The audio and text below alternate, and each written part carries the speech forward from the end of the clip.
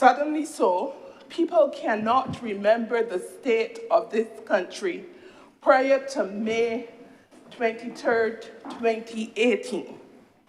When this BLP government came to office on May 24th, we immediately went to work on saving this country from a devaluation. We had to restructure debt with our creditors. We worked to restore confidence, investor confidence in Barbados. Mr. President, we fixed those and other things like providing new electric buses, new garbage cans, new garbage trucks, taking the sewage off the street in the South Coast. We did pay increases for civil servants and much more, despite having to deal with COVID-19 pandemic, the ashfall, the freak storm, and Hurricane Elsa. It is something that no other government in the history of this country had to deal with, and we did a good job at handling this. This government faced all of those things and head on, and we fixed them. And the government must be commended for the manner in which they handled them. There are some countries, other countries outside of Barbados, who were not in a position and they could not handle the pandemic that we dealt with. Mr. President, I heard Senator Andwele saying that seniors are close and dear to his heart. I want to say the same thing. And the senior citizens of this country have toiled long and hard in the building of Barbados and should be comfortable in their golden years. The Community Elder Care Program, being done by the Ministry of People Empowerment and Elder Affairs, is designed to assist the elderly. This program caters to senior citizens who are living alone. Senior citizens where their family members have to leave them at home in the morning and go off to work, so they are left alone. It also caters to younger persons who may be terminally ill or disabled and shut in. Mr. President, this program complements the work of the National Assistance Board, the Home Health Program. This Home Health Program has been making an invaluable contribution to the welfare of our seniors for over 40 years. May I remind this honorable chamber that it was a Barbados Labour Party government that implemented the Home Health Program. Mr. President, years later, we are adding yet another program to cater to the needs of our senior citizens. Mr. President, the Community Elder Care Program is being done to assist with isolation and loneliness. 15 companions are assigned to each constituency. So that means that there are 450 companions who are gaining employment through this program. Mr. President, I would like to say that it is a program that does not discriminate. No matter your political allegiance, and you have an elderly person at home who can benefit from this program, I am encouraging persons to enroll them in it. Let us play our part in looking after our citizens, senior citizens who have toiled long and hard in the building of this country. The caregivers visit the seniors on a daily basis, and they are responsible for them. They read to them, they have conversations with them, meaningful conversations, and this interaction will help them greatly. They're also responsible for assisting these elderly persons with personal hygiene and grooming, which includes combing and plaiting their hair and looking after their nails, cooking meals for them and feeding them if necessary. This is one sure way that we know that these seniors can get a meal on any given day, Monday to Friday. Making sure that their surroundings are kept clean, doing like sweeping and mopping for them, taking out their garbage, because there are some of them who cannot go on the outside. So these caregivers look after them in that way. They also do errands for them where necessary. Mr. President, all these elder care personnel are equipped to work with these senior citizens, and it is because they were exposed to training, giving them the necessary skills that are required. Mr. President, this program was first started in 2020 during the COVID-19 pandemic.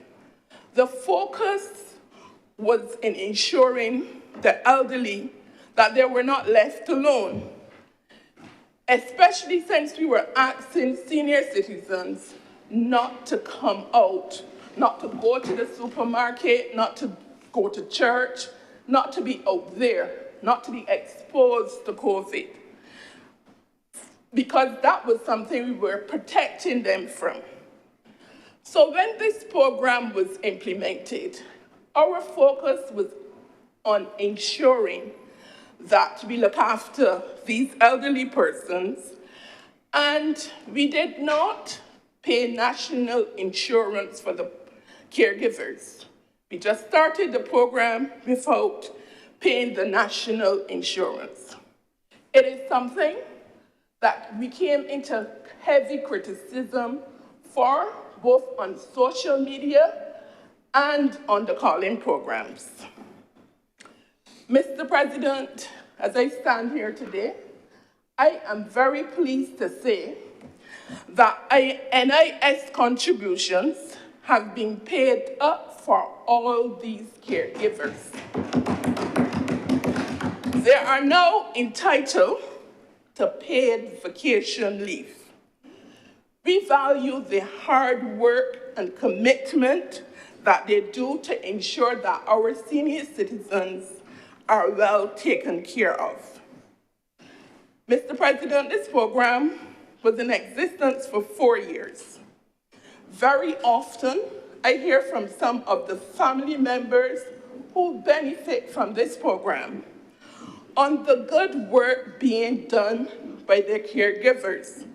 They have even said to me they don't know what they would do if they did not have these caregivers, and they have even seen an improvement in their lives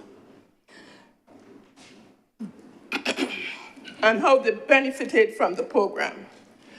The elderly persons look forward to seeing these caregivers on a daily basis, and they look forward to seeing them on the mornings and hearing them knocking on the doors.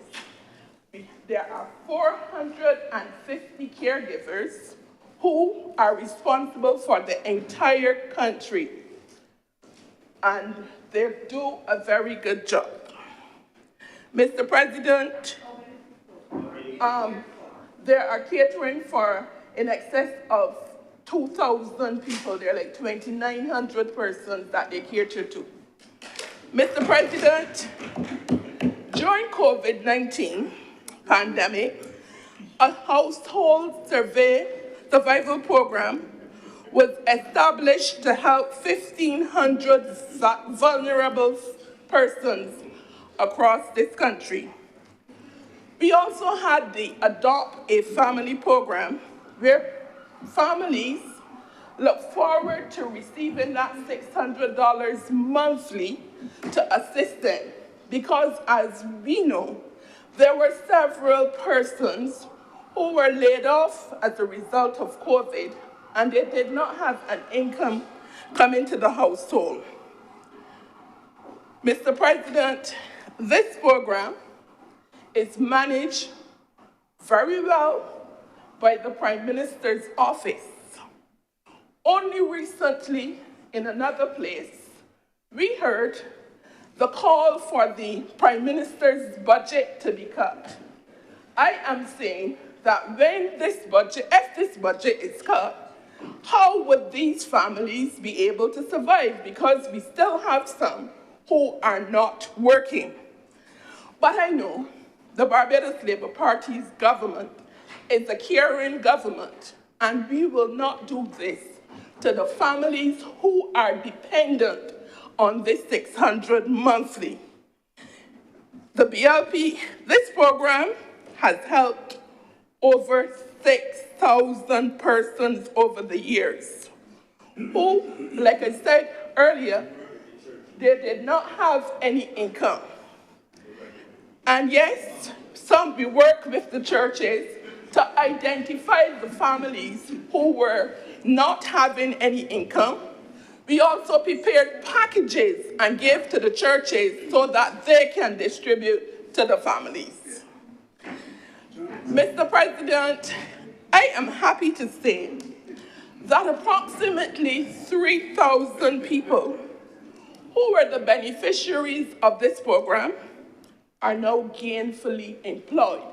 So this government is doing something right. 1,500 families are now again receiving income in their household. 1,500 families. But you know, Mr. President, we still have some vulnerable families living in Barbados. And the Ministry of People Empowerment and Elder Affairs, who is always looking after the vulnerable of this country, launched the One Family program in October 2023 to provide for some of those vulnerable families. It is a special assistance program that provides assistance to 1,000 families. We just did not go out there and handpick 1,000 families. We did a needs assessment to cater to the needs of the families. An opportunity is also given to young persons between the ages of 16 and 24 to enroll in the Job Start program. Mr. President, another program for the people of Barbados, young people.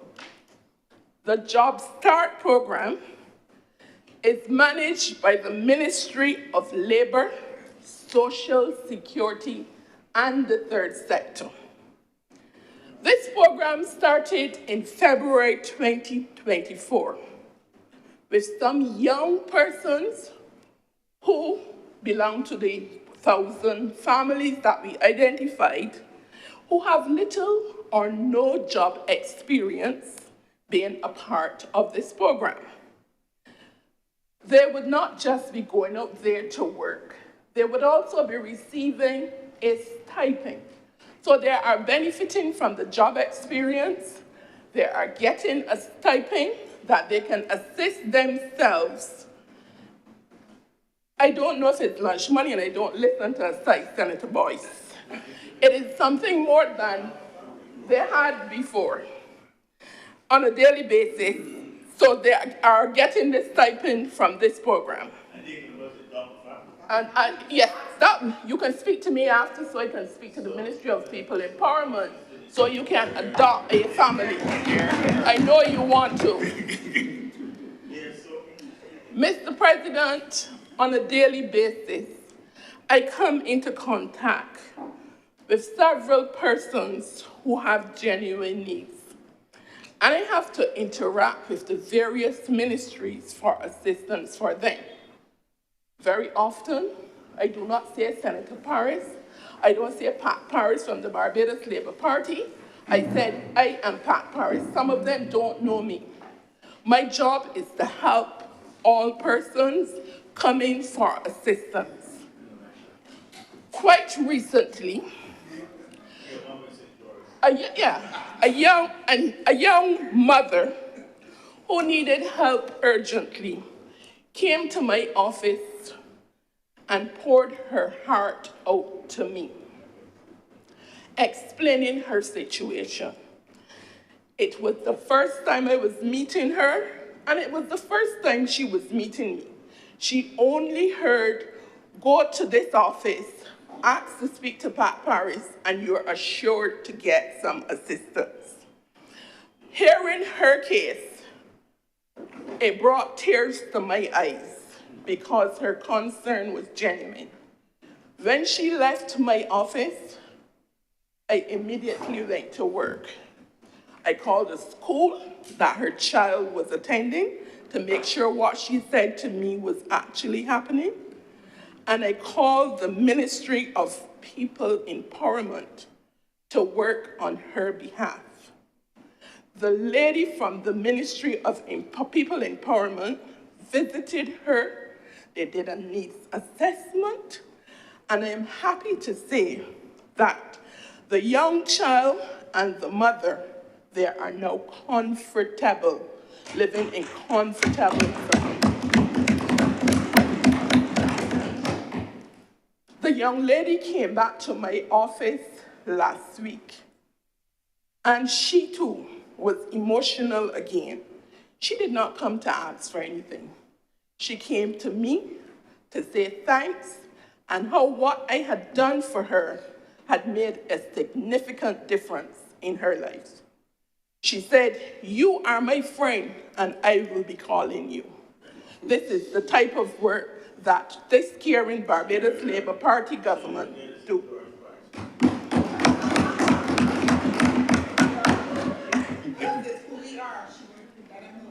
Mr. President, I would like to use this opportunity to commend the minister and his staff at the Ministry of People Empowerment and Elder Affairs for the work they are doing in providing programs and services that are aimed at reducing poverty and catering to vulnerable persons. Mr. President, I am smiling because when this program was implemented, the Barbados Labour Party had no end of criticism, and I'm referring to the Trust Loans Program, which provides assistance for ordinary persons who did not have any collateral and could not walk in a bank to get as little as $5,000. They wanted to start their businesses. The Barbados Trust Fund loans came to their rescue. We got over the criticism in 2018 when this program was launched, and we are happy to know that we have people who are effectively managing their businesses. From November 2018 to January 2024, the Barbados Trust Fund loans has given 6,975 persons opportunities and provided training for 2,700 persons. Benefiting from this program, we have 2,671 females and 2,261 males.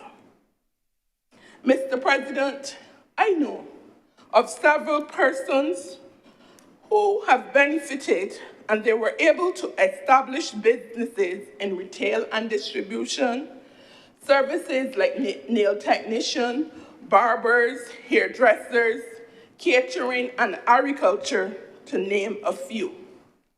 And they are happy and pleased that this government gave them the opportunity to open and own their businesses.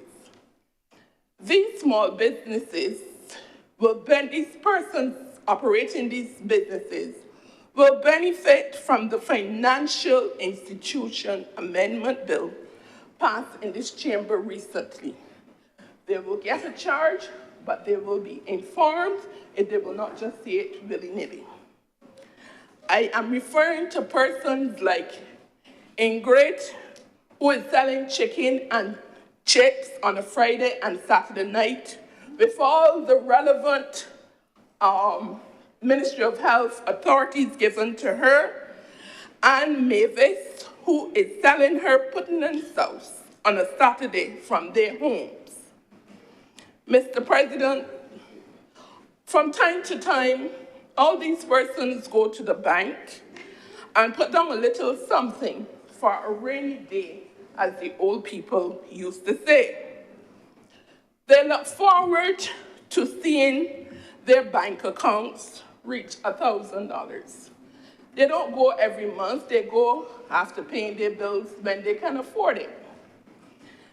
But after several months, they go back and realize that the money is reducing, it is not increasing. Excuse me. This reduction is the result of the monthly fees being charged. Mr. President, I stand here today making an appeal for Ingrid and Mavis to the commercial banks to consider not charging fees to accounts with a balance of $1,000 or less.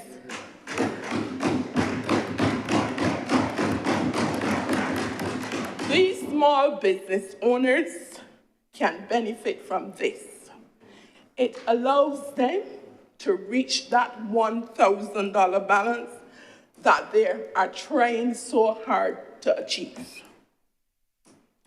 Over the period of its operation, the Trust Fund has observed a notable emergence of female entrepreneurs operating businesses in subsectors that were predominantly dominated by males. These sectors include animal husbandry, vegetable farming, auto valet, auto mechanic, landscaping, joinery, carpentry, plumbing, tiling, construction firms, electrical installation, freighting, and yes, taxi operators. Mr. President, a BLP government is known for giving opportunities to females and uplifting them. This is evident when we look at the number of females in Parliament, the number of females in Cabinet today. And I would also like, through you, Mr. President, to remind this honorable chamber that a Barbados Labour Party government established the National Commission on the Status of Women's Affairs in 1976. A total of 212 recommendations were made, and which saw most of these recommendations being implemented. And with the implementation of these recommendations, we saw a spectacular rise of women to prominence in this Barbados society. This, again, is done by a caring Barbados Labour Party government. Mr. President, I am happy to say that we are not like the Democratic Labour Party opposition, who tends to use their females and push them in a corner. They are only good for frying fish cakes and working at coconut bread and sales. We do it at the side of the road. We know how to do it. We care. We care. Mr. President, I continue to say that we listen to the people in opposition, in government. We are listening to them too. And we are doing so that we can hear what they're saying. We fix the problems they are facing them head on, fix them. When we came to government, before we came to government, we did something called BLP on the road, where we went to all the constituencies across this country. We listened to the people. We heard them. And immediately on coming to office, we fixed the problems of the people. Mr. President, this one again is near and dear to me. The water woes of the people living in St. Joseph, St. Thomas, and St. John was one such promise that we kept.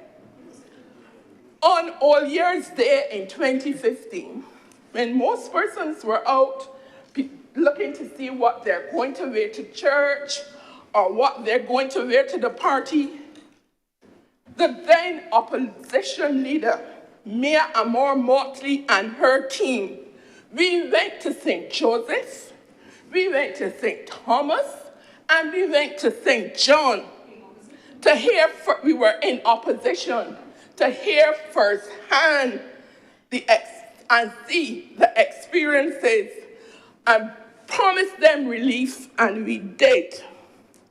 Mr. President, I can speak of the horrors of the residents of St. Joseph, what they went through. I remember the many times I said to my family members who did not have water for weeks, bring your clothes by me and wash them.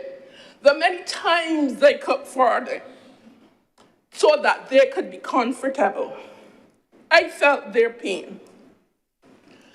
In December, though, 2021, the government honored the pledge made to the people of these parishes in 2015. That is when the reservoir in Castle Grant in St. Joseph was commissioned. Mr. President, quite recently in this chamber, we vested lands to the NHC at Castle Grant in St. Joseph for public purpose. Persons moving into this development now do not have to worry about water woes. Mr. President, I am also happy for the people of St. Joseph because this large housing development was the first major one for this parish since 2004. And I repeat, this housing development was the first major one for St. Joseph since 2004. This parish, the parish of St. Joseph, was neglected by a Democratic, I'm saying it slowly, Labour Party government who abandoned the outpatient clinic in Horse Hill, leaving the residents of St. Joseph to catch 3 buses to go to the David Thompson Polyclinic. Mr. President, a BLP government fixed that, and the residents of St. Joseph from May 2021 now have a spanking new outpatient clinic. The facility is more spacious, It is offering more services thanks to the Ministry of Health. They have free Wi-Fi, podiatry and mental health clinics, family planning clinic, and a pharmacy, and more. But I stopped there. About Plain in St. Andrew. Mr. President, this government brought an end to the long wait times for the residents of St. Joseph, neglect again, when we brought the new electric buses that improved the long wait times at bus stops and in bus terminals. Mr. President, neglect is the word.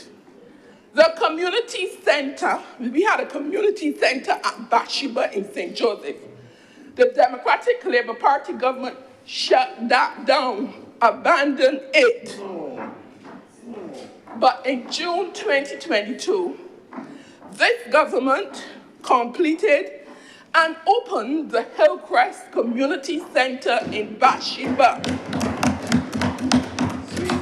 Not only is it a tourist attraction, persons from all across Barbados go there on a Sunday. Sometimes they take a drive down on a Sunday just to inhale the sea breeze and the nice scenery, the breathtaking view. Mr. President, I could go on and on about the neglect of St. Joseph and other rural parishes by the last administration, the Democratic Labour Party. St. John, they did nothing for the people of St. John, and they had a prime minister and a sitting MP. They neglected Gall Hill. They neglected Gall Hill. Roads like Fruitful Hill, Lower Parks, Spar Hill were neglected. Neglected. I am happy to say that these roads are now being fixed. But then again, St. Joseph, Senator, I don't listen to a side, but... Please adjust the chair. Senator Powers, please adjust the chair. You all were in government for 10 lost Please adjust the chair, Senator Powers. But then again, I am not worried. I am not worried about the neglect for St. Joseph. The Democratic Labour Party neglected the citizens of a whole country. A whole country. Not only St. Joseph, St. John, and St. Thomas. A whole country. And I wonder why the north of the island, the people of the north of the island, were treated in this manner. Mr. President, when you are in opposition, you should speak to the people and hear their issues. Don't only criticize without saying how you would address these problems you are criticizing. You tell the people what you are going to do for them to help them with the problems that you claim that this Barbados Labour Party is putting on them. Especially when you know the damage that your government, your party caused this country. Mr. President, I will address you, but one thing I will not do, I will not put my hand in my chamber to address you. I will not disrespect this honorable chamber. Mr. President, there's a building of the reservoir at Castle Grant. Order. Honorable Senators. Across Barbados. Honorable Senators, please. No, it did not. Let the amendment be heard in silence. Please pass on, Senator Paris. This Barbados, we did not address all the water woes of the people of this country. We are aware that the reservoir at Castle Grant did not resolve them. But the Barbados Water Authority is aware of the water woes still being experienced, and every attempt is being made to resolve them through water mains replacement projects. Some of the mains are old. They date back to 1860, and these mains are being replaced. It is being done through the strategically mains lane project.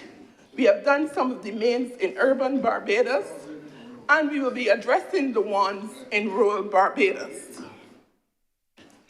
Mr. President, I am still working with a fire victim in an effort at getting her settled in a house. The fire occurred in early December, and today it is March 26th. That family is living in uncomfortable conditions because they cannot do any better. Fire victims suffer trauma from losing all their possessions, and it is also difficult for them to live in uncomfortable conditions during this time. Mr. President, I'm using this opportunity to ask the Ministry of Housing to consider allocating some houses or units for fire victims. I am not asking for the fire victims to stay in these houses for an indefinite period, but until they can get to be comfortable living in their homes. I know the Ministry of People Empowerment and Elder Affairs is working, and they usually do, with these individuals to provide for them. So I'm asking that the Ministry of Housing allocate some houses or units for these persons until they can settle. Mr. President, included in these estimates, I see programs that continue to transform this country, our country. I am happy, Mr. President, that I'm given the opportunity to make a contribution to this debate today. I once again pledge my support to this bill, and I say to the people of this country that despite the challenges we face from 2018 and the criticism we are constantly receiving from the other side, we are doing programs to show that as a government, we take our manifesto pledges seriously and promises made are kept. We do not just talk. Mr. President, in closing, I want to commend the Prime Minister and her hard-working team for the good work they continue to do in ensuring that we provide a better life for the people of this country. Yes. Mr. President, I am obliged to you. Thank you very much, Senator Paris. Senator Cameron, Dr. Rogers.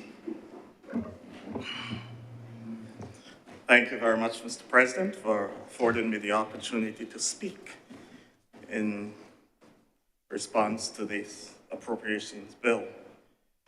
As I always begin on this occasion, I want to say how much of a privilege it is just to be standing here, to be a part of this process.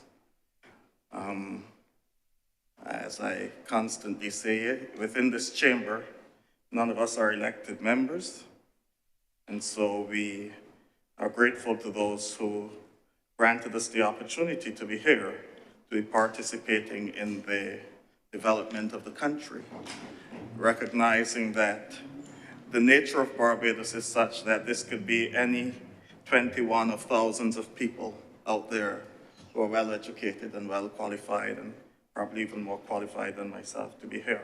So I'm very grateful for this opportunity. And indeed, it is because of this humility that has existed within this chamber over the years and within the other place that Barbados has been able to make the strides that it has on the international stage. I do not think that it is any secret how Barbados is regarded throughout the region and throughout the world, not just in this iteration of our leadership, but throughout. I believe that it was not by chance that Sir Grantley Adams became the first Premier of the West Indies Federation. Neither is it by chance that great Sir Errol Walton, not Sir, the Honourable, His Excellency Errol Walton Barrow, the Right Excellent Errol Walton Barrow, is still quoted and has been quoted by every leader of this country since then, just on that little maxim that basically sets out what our foreign policy will be. In our interaction with other nations, we'll be friends of all and satellites of none.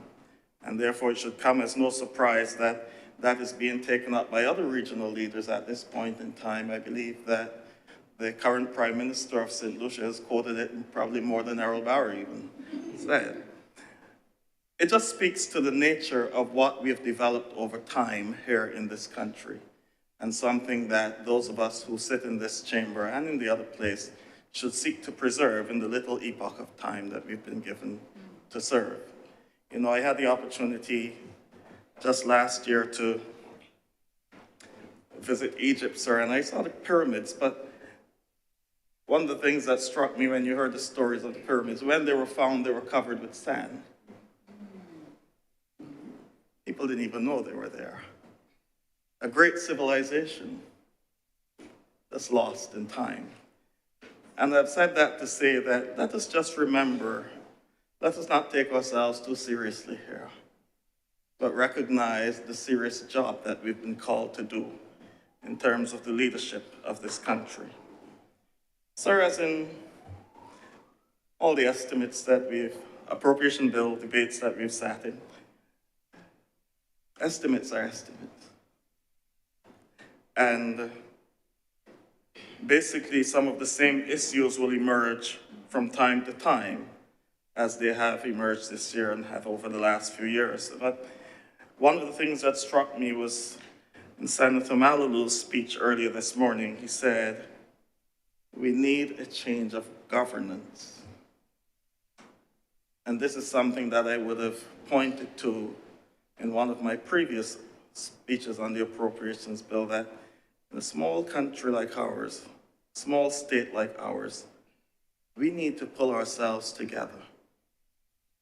Yes, we'll have the little banter in terms of the party politics and so on, but when we come to this stage of national development and national debate, it is important that we recognize that in this little space of time, we need to use all the talents that we have.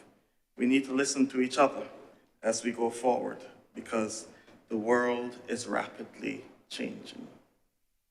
I want to couch my reflection this afternoon, as you've always given me the latitude to do, sir. You know I'm not an economist or anything, so you give me a little chance to wax in terms of sociology and other little snippets I may have some experience in.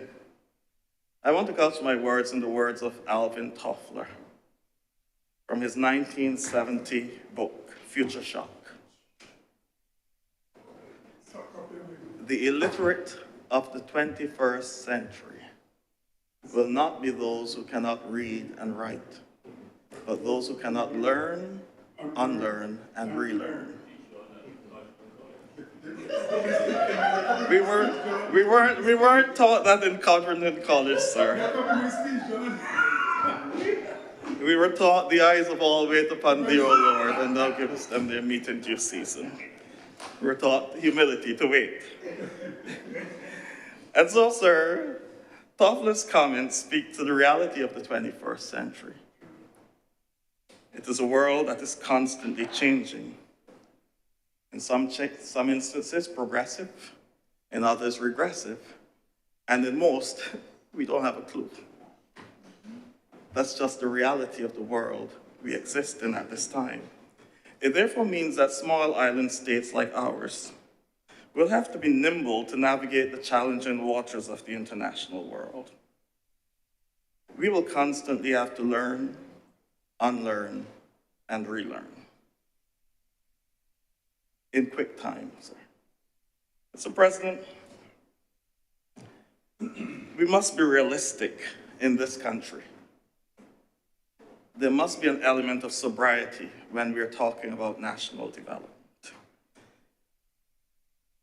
I've been resident in this country for over 39 years. And I can ever bet that every time a government changes, there are certain hot topics that will come up. One of them will be loans. So it was the bullet loan from Japan at one point in time. You remember those days, sir? Then it was the loan to build a new prison. And now it's loans, loans, loans. One of the things we have to be realistic about is that these measures are necessary for our survival. We may not agree with everything, but just recognize.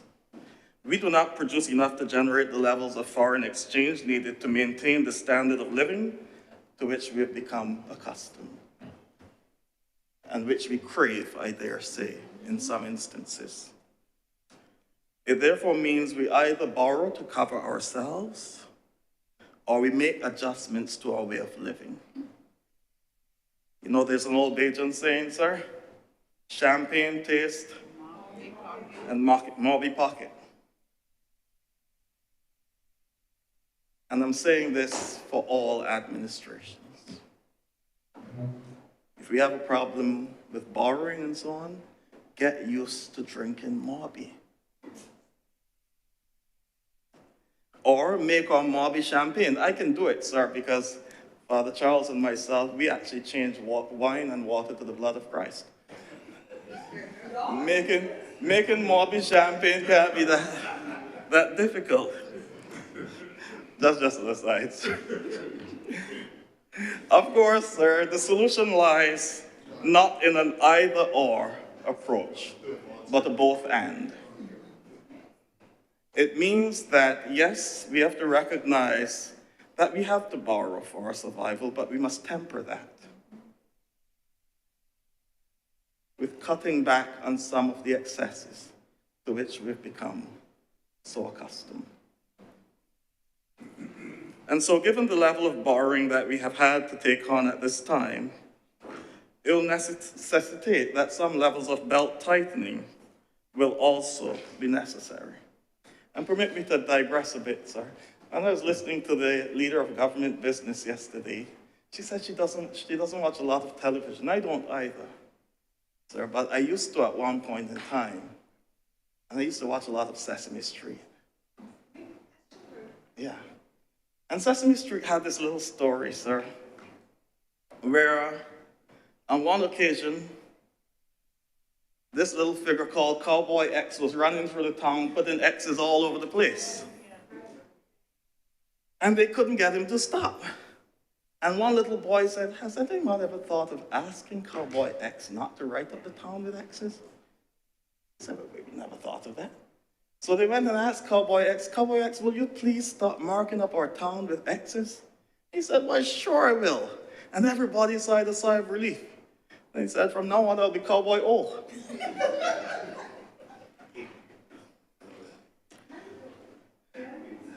I thought of that, sir, in the first few minutes of the budget speech from the Prime Minister in the other place, when I heard there'll be no new taxes.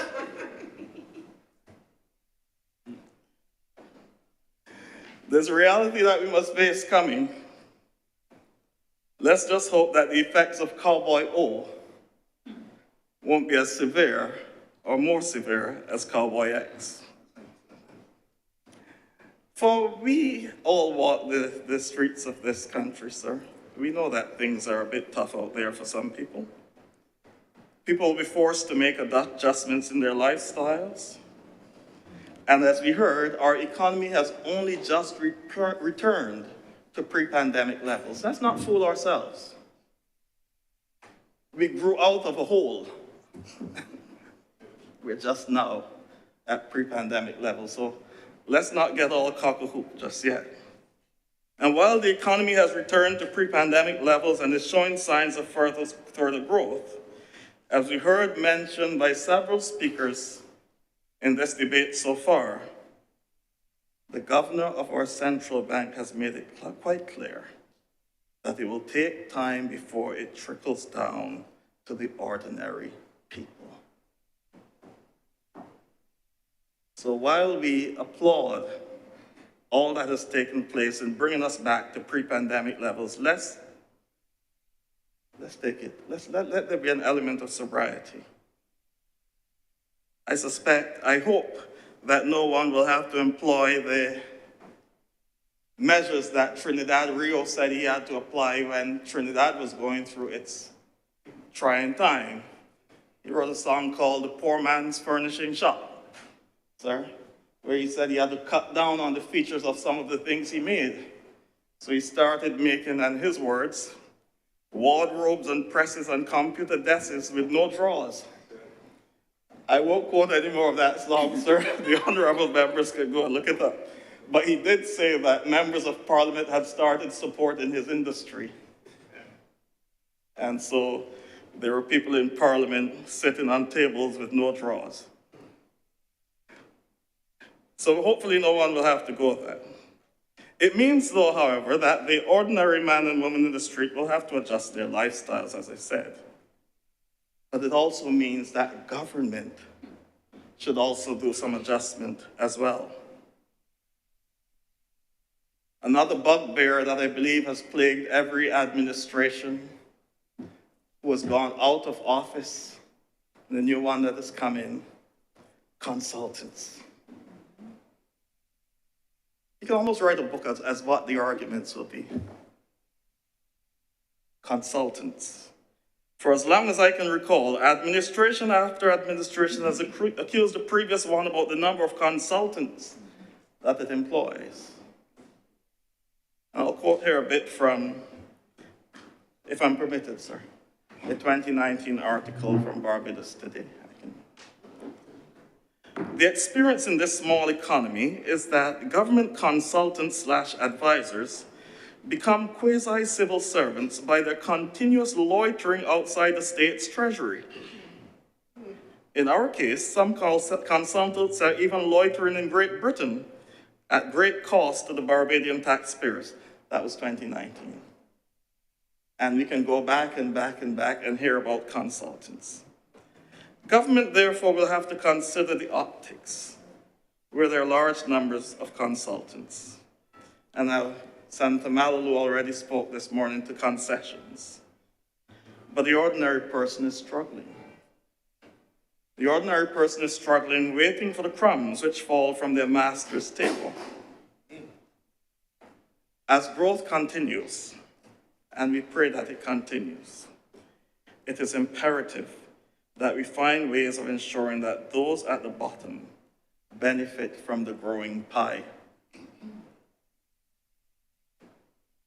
Housing has been mentioned several times already, and housing has always been one of those topics. Again, every administration has sought to deal with the housing problem. One time there was a calypso saying that the Minister of Housing was planting wooden pole. All over the country was planting everything, houses, houses, houses everywhere. We're now thinking about 10,000 houses. But the reality, sir, is that many of the people for whom these houses are intended cannot afford them. They're not affordable. The cost of real estate in Barbados is very high, and the cost of the houses are very high. And when you look through the schedules of personal emoluments, you recognize that there's a cohort of persons in there who can only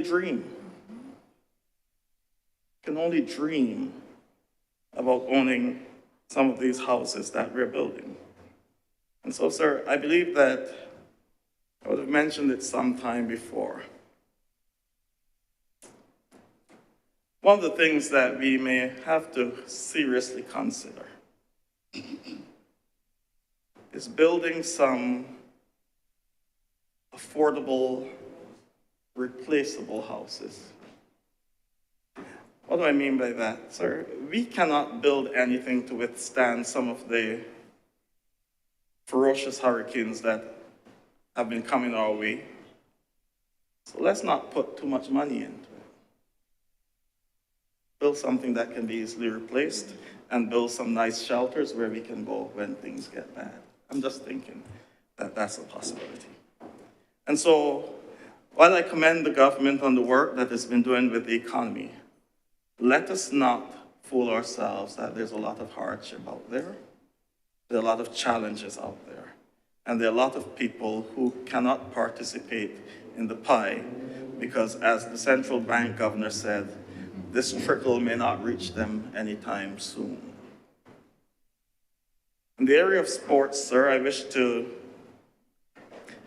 have to take a deep breath to do this. I wish to congratulate the University of Waterford.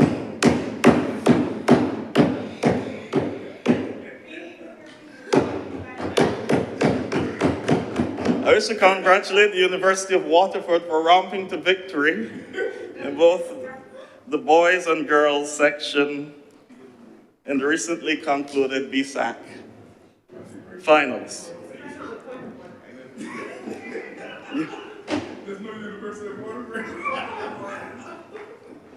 I meant Combermere, sir, for their victory. And I want to commend the young ones and their coaches and so on of all the schools for their participation and for what they would have achieved. I always remember, you know, the period of COVID when we couldn't get out and so on. The little ones could not participate in those things. And it was good to see them out and about again, doing their bit, and to see them cheering their school. But it highlights a greater problem for us, sir. We need a proper state-of-the-art facility for our young people to pursue their athletic dreams. I know that there is a plan or a promise or an agreement with China to have a new stadium built, but we need that sooner rather than later for the sake of our athletes. I'm still hopeful that the idea of the mini stadium could be expanded a little more than just putting up bleachers to diversifying some of the offerings at these places. I believe that we can put down a little, even if it's a little strip, a little running strip, to let children, especially in rural areas, to feel what the rubberoid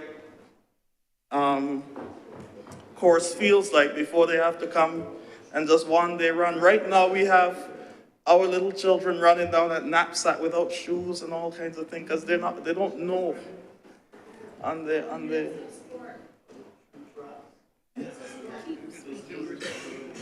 I understand, but I just wanted to highlight, you know, a youngster from St. Andrew who has great talent, or St. Joseph, as Senator Paris would have pointed out, who has talent, should not have to travel to town just to feel what a track feels like. Yes, I used to be an athlete too, so I was sprint champion of Lodge in 1990. A long time ago, Right. I played cricket too, I was captain. And it goes beyond just providing for our athletes, sir. It is about attracting sporting events here, attracting a Carifta, attracting something like what we used to have before in the Texaco Games, where athletes from all over the world came to Barbados, and we had the facilities to do that. I think we can get back there, and we ought to get back there very soon.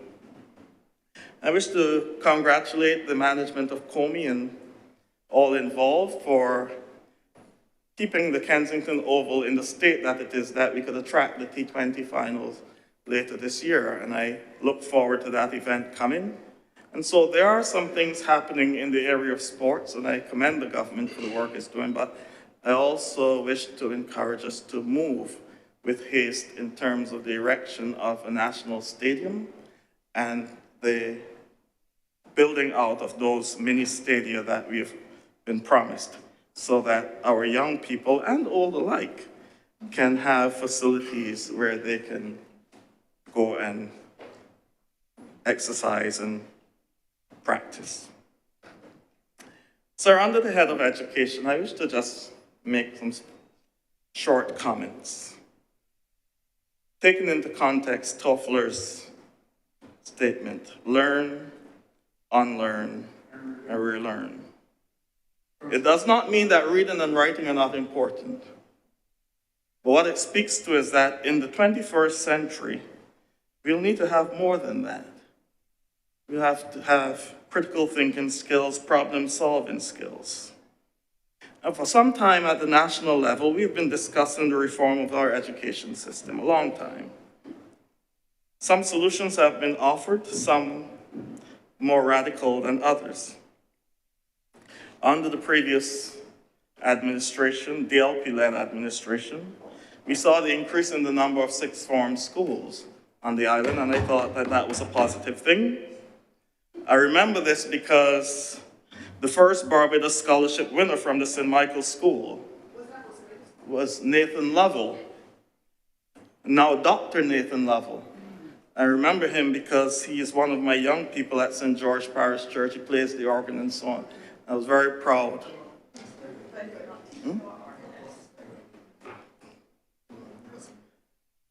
I understand it started under a previous administration, but that's the nature of Barbados. Everything runs into the other. That's why, as I've said before in this chamber, that our politics is very mild. Because one can leave the bosom of one party and nestle in the other one within the twinkling of an eye. That's how it works. That's how it has always been.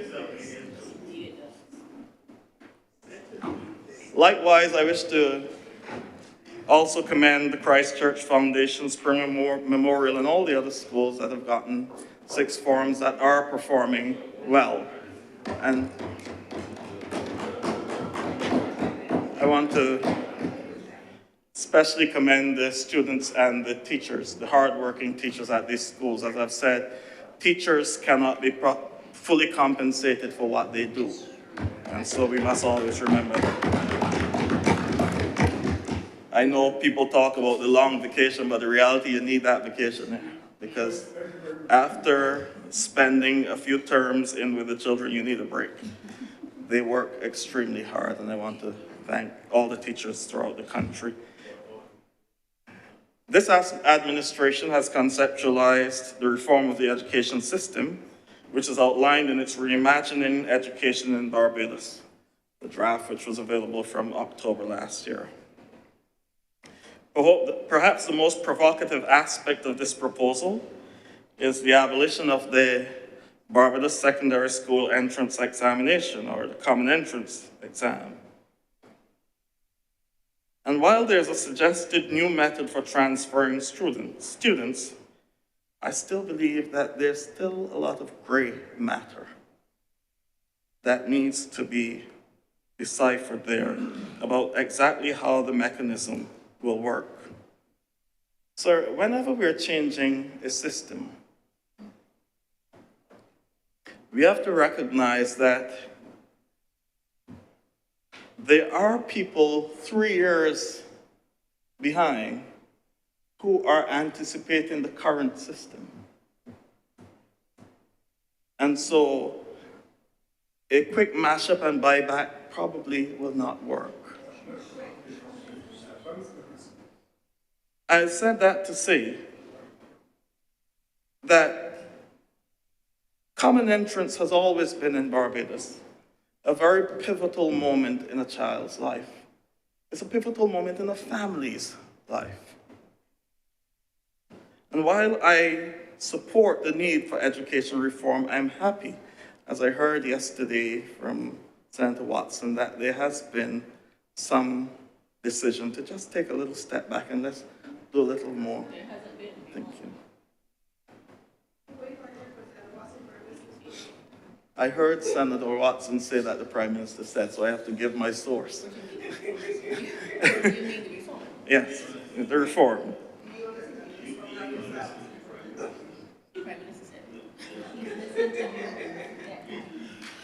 I just said I heard yesterday. You can. It's a pivotal moment in a child's life, sir, and let us not forget why common entrance came into existence. Long before Fimba, the soca artist, had sung a song about where you're from, what your name, who is your mother, who is your father. And I won't go on to say what the rest is. That was the challenge that people had. The common entrance allowed the child of the agricultural worker and the child of the doctor to sit in the same class once they had the ability. And we are thankful for that. But we do recognize that in the 21st century, what worked decades ago will not necessarily work now. But in terms of the transition, we have to be careful how we transition. Sir, the problem with common entrance may not even be common entrance itself. The problem with common entrance starts long before the day of the exam. We have a problem in our primary schools.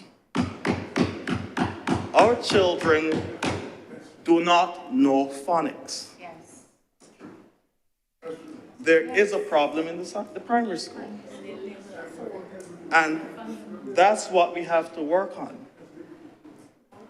And I didn't even know what it was when I was doing it. I did not, as I told you before, I didn't grow up here. I went to school in St. Kitts. But I didn't know anything about continuous assessment or anything, but the school I went to, St. Teresa's Convent, we had exams at the end of every term. There were exams at the end of every term. So you learned things in little bite-sized chunks. You became familiar with exam conditions. And not only did we learn, we have exams at the end of every term, but from class 1. You were exposed to geography, you were exposed to science, you did French, wide base. One gets the impression that here we pump children up with math and English. And lots of lessons. Lessons from class 1. Infants, thank you.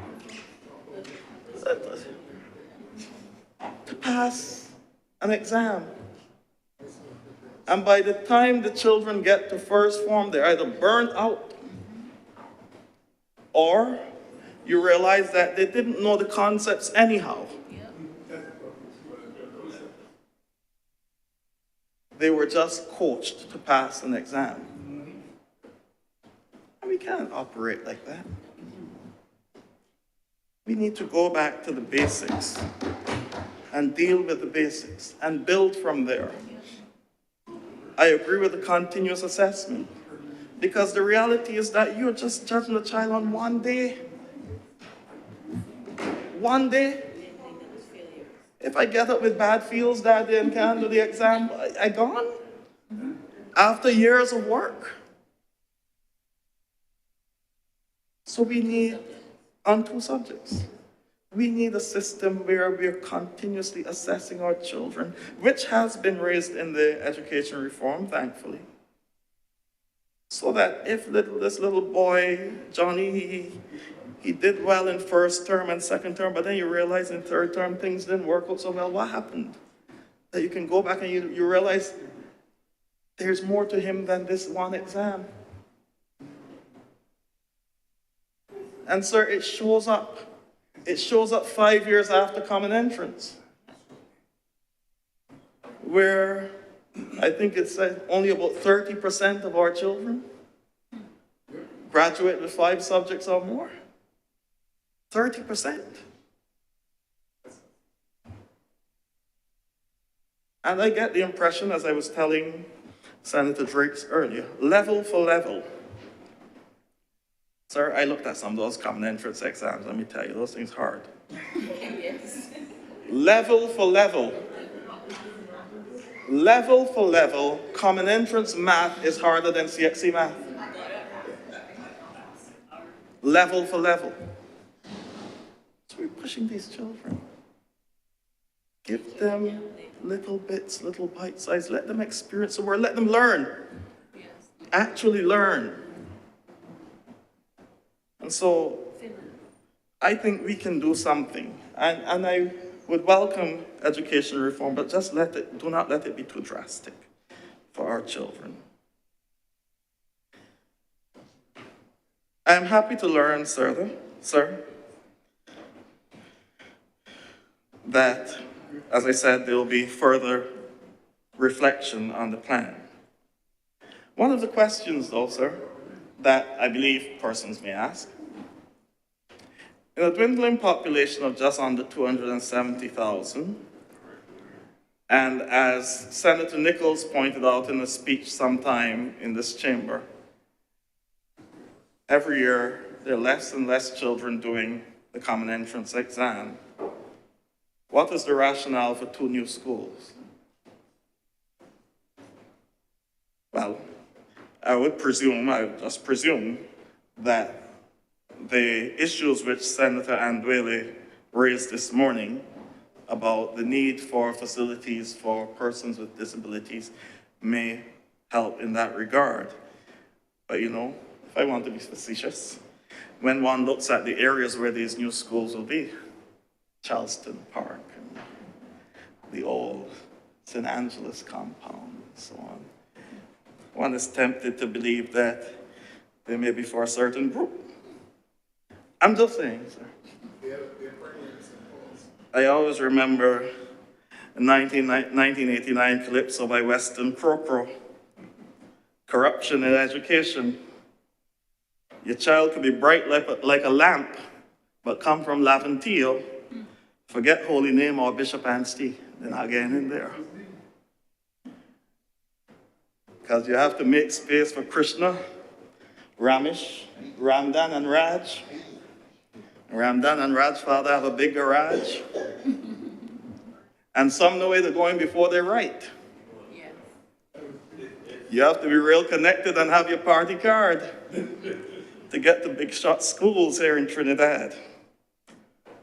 So when they done fill up those big shot schools to the neck, they send the poor ones to the junior sec. Because only high class in the class. Fa la la la la. But I leave it there, sir. All I say is that we welcome the discussion on education reform, but I also welcome the need for a broader look at it, a closer look at how we'll implement, because our children are involved, our parents are anxious, parents are concerned. Let's take some time, let's get it right. Let us work together and build it. I stole your speech, sir. Sorry. Just thought I'd ask. Sir, on the area of agriculture, I am happy that the Minister of Agriculture would have reported that there has been an increase in production, I believe he said in the year 2022, 23, and that is welcome. It is one of those areas that should always occupy a considerable portion of our time when discussing the appropriation bill. Why? Because all of life is still maintained by 12 inches of topsoil. As Senator Dr. Charleston Brathwaite, when he was here, former member of this chamber, constantly reminded us, food security must be paramount for us as a people. we must focus on food security. And it is something that we must do with a degree of urgency. However, as I've highlighted on more than one occasion, it is one thing to say we must grow more here. We must also train the taste buds of our children to eat what we grow, because they don't eat it, many of them. It requires effort, but it is imperative. Loans are just that, loans.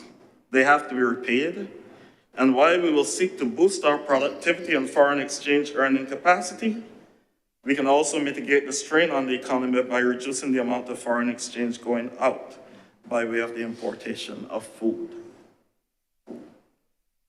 Sir, just last Friday we observed World Water Day. I don't know how many of the honorable senators know the theme for World Water Day was water for peace. And there's a reason for that. Because in about 9 years' time, about 40% of the world's population will not have access to water. And you know why it's water for peace? Because you can start fighting. You start fighting for it. And so, in the face of climate change and the challenges that we're facing, I wish to commend to us a food that, according to Daphne Ewing Chow, senior correspondent for the Forbes magazine, said, this food has all the markings of a global future trend due to its immense potential for food resilience and security. I believe we in Barbados here should invest in that food. Yes. It is a food called Artocarpus altilis, breadfruit. Breadfruit, sir. A full study on it has revealed that it is an energy-rich, low-fat food that is gluten-free, high in fiber and minerals such as calcium, iron, and potassium. Its protein is more digestible than the wheat, with higher essential amino acids content than staples such as rice, corn, wheat, potato, and soybean. What used to be fodder for the slaves has become the superfood of the 21st century. The stone that the builders rejected will become the head in the corner. But without this study, we do it. This is how we survive. This is what we've lived on for years, those of us of a particular vintage. But the problem is that our children aren't really eating it. And it is much more nutritious than any of the other staples. And we have it right here. We have to retrain the taste buds of our children. Yes, it has adverse effects, sir, but we don't worry about those.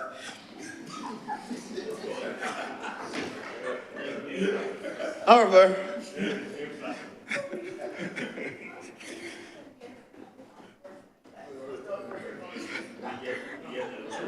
there is, however, sir,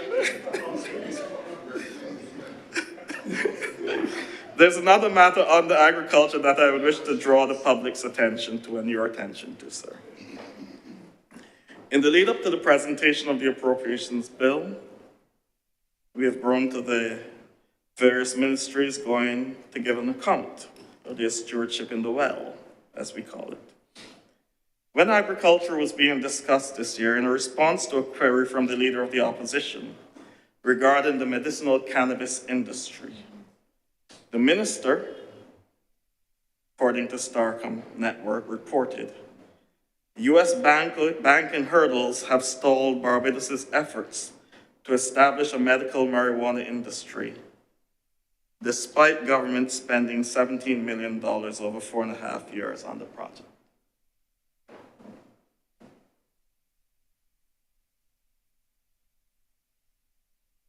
According to the estimates, believe on page 457 or 257. Over the next 3 years, there's budgeted another 11.2 million for the industry. But the question is, are the banking hurdles likely to change? What is our plan for getting past these hurdles? I don't know. And what is causing these banking hurdles? In 2019, when we discussed this bill, sir, one of the things I would have cautioned us about was the definition of cannabis in the bill. The definition of cannabis. And that on that occasion, I sought to persuade the government to define cannabis for this purpose of medicinal cannabis as anything without a THC level of 0.3%. There was a reason for it. In 2018, the United States passed its Farm Bill. Every 5 years, the United States has a Farm Bill. And in the Farm Bill for 2018, for the first time, hemp was taken off the list of narcotics and legalized. And hemp there was described as cannabis sativa with a THC level of below 0.3%. And therefore, things like Charlotte's Web and all the other CBD that we get here, cannabinoids,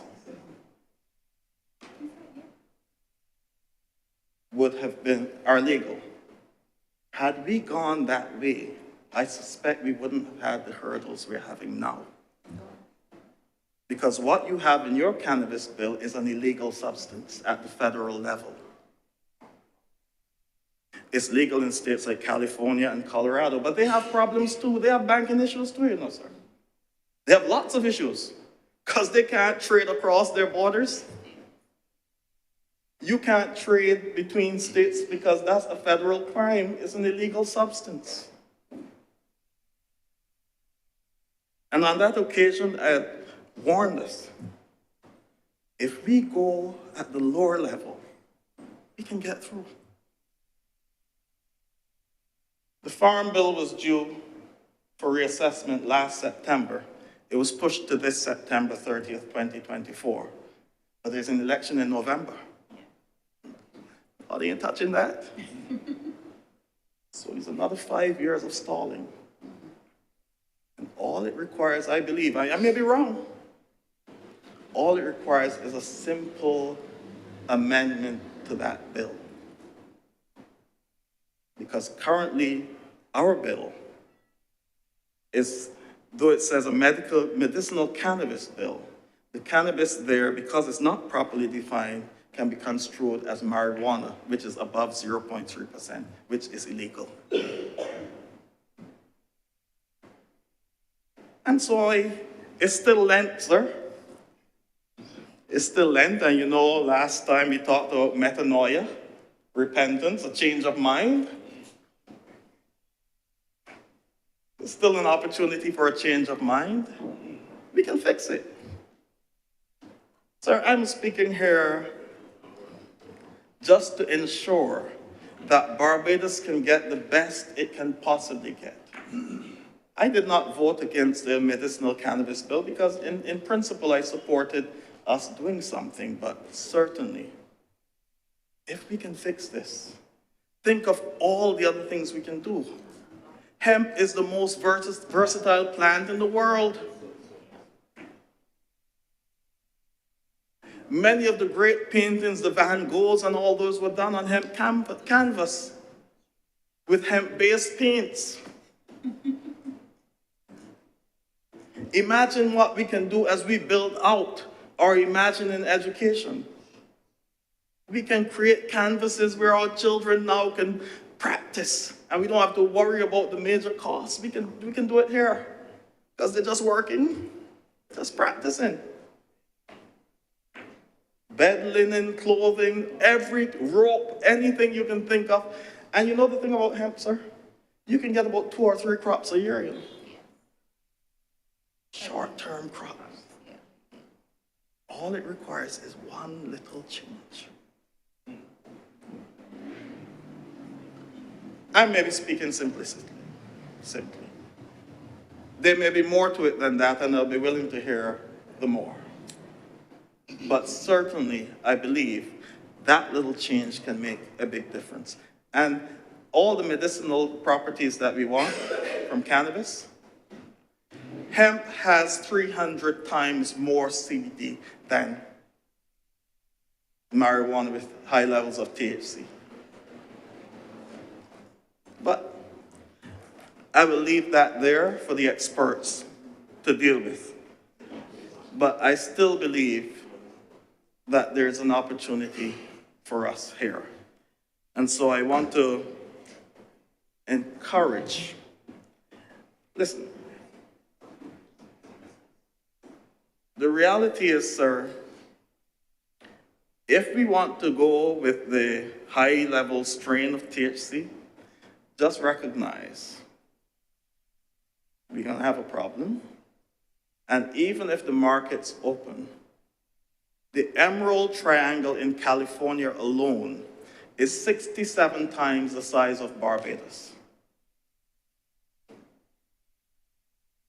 67 times the size of Barbados. So we can make our choice.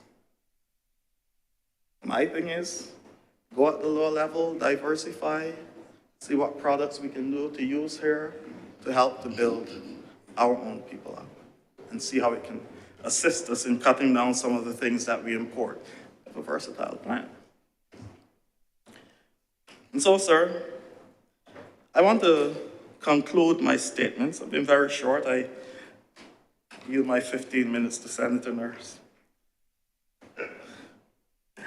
I want to also encourage the government, and this is a very serious matter, sir.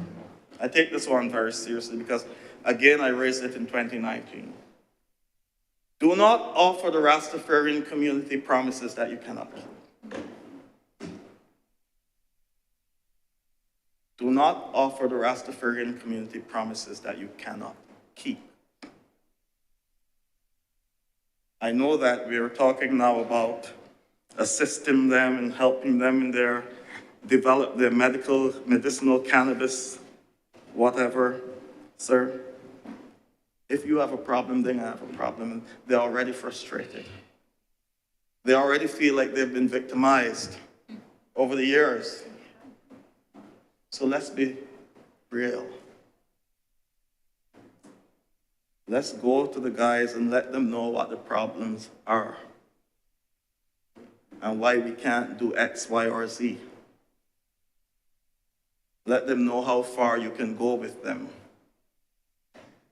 Perhaps you may have to tell them that all I can offer you is hippie weed, hippie disappointment, which is what hemp is called. Hippie disappointment. You have to be real with them, sir. They see themselves as an oppressed community. They see themselves as a disadvantaged community.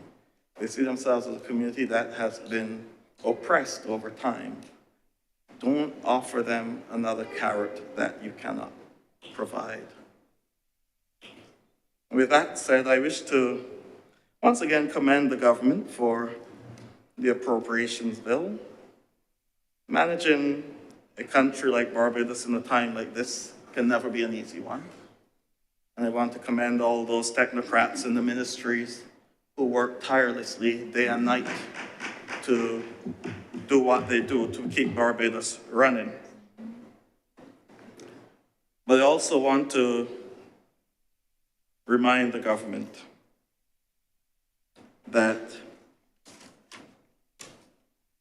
as Senator Watson said yesterday, quoting somebody, 30 out of 30 is not 100%. There's great hope for our country.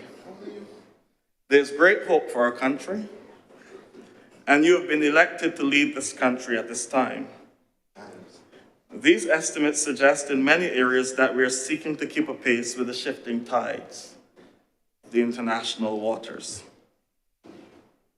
But also be aware, as I've had reason to quote in this Parliament before, pay attention to what the people are saying, even if it appears to be a minority. Even if people appear to be silent, pay attention to the silence as well. Because as Edmund Burke once said, don't just run after those who, as one former prime minister would have said, belong to the How Great Thou Art choir. But listen to the sound of silence. Edmund Burke once said, because half a dozen grasshoppers hidden under a fern make the field ring with the noise of their importunate chink, while thousands of great cattle lie chewing the cud silently in the shade of an English oak. Do not ever imagine that those keeping the noise speak for all the inhabitants of the field. Listen to the silence. Listen to the silence. The road ahead will require a concerted effort on the part of us all. And I will end as I began. We have been afforded this opportunity at this time, in this place. We're not elected officials. We've been chosen to be here. We've been given an opportunity that thousands others could have had and qualified to have. Let us use the opportunity. Let us work together to build a Barbados which is sustainable and can support future generations. Let us not be counted as the illiterate of the 21st century, those who cannot learn, unlearn, and relearn. I thank you very much.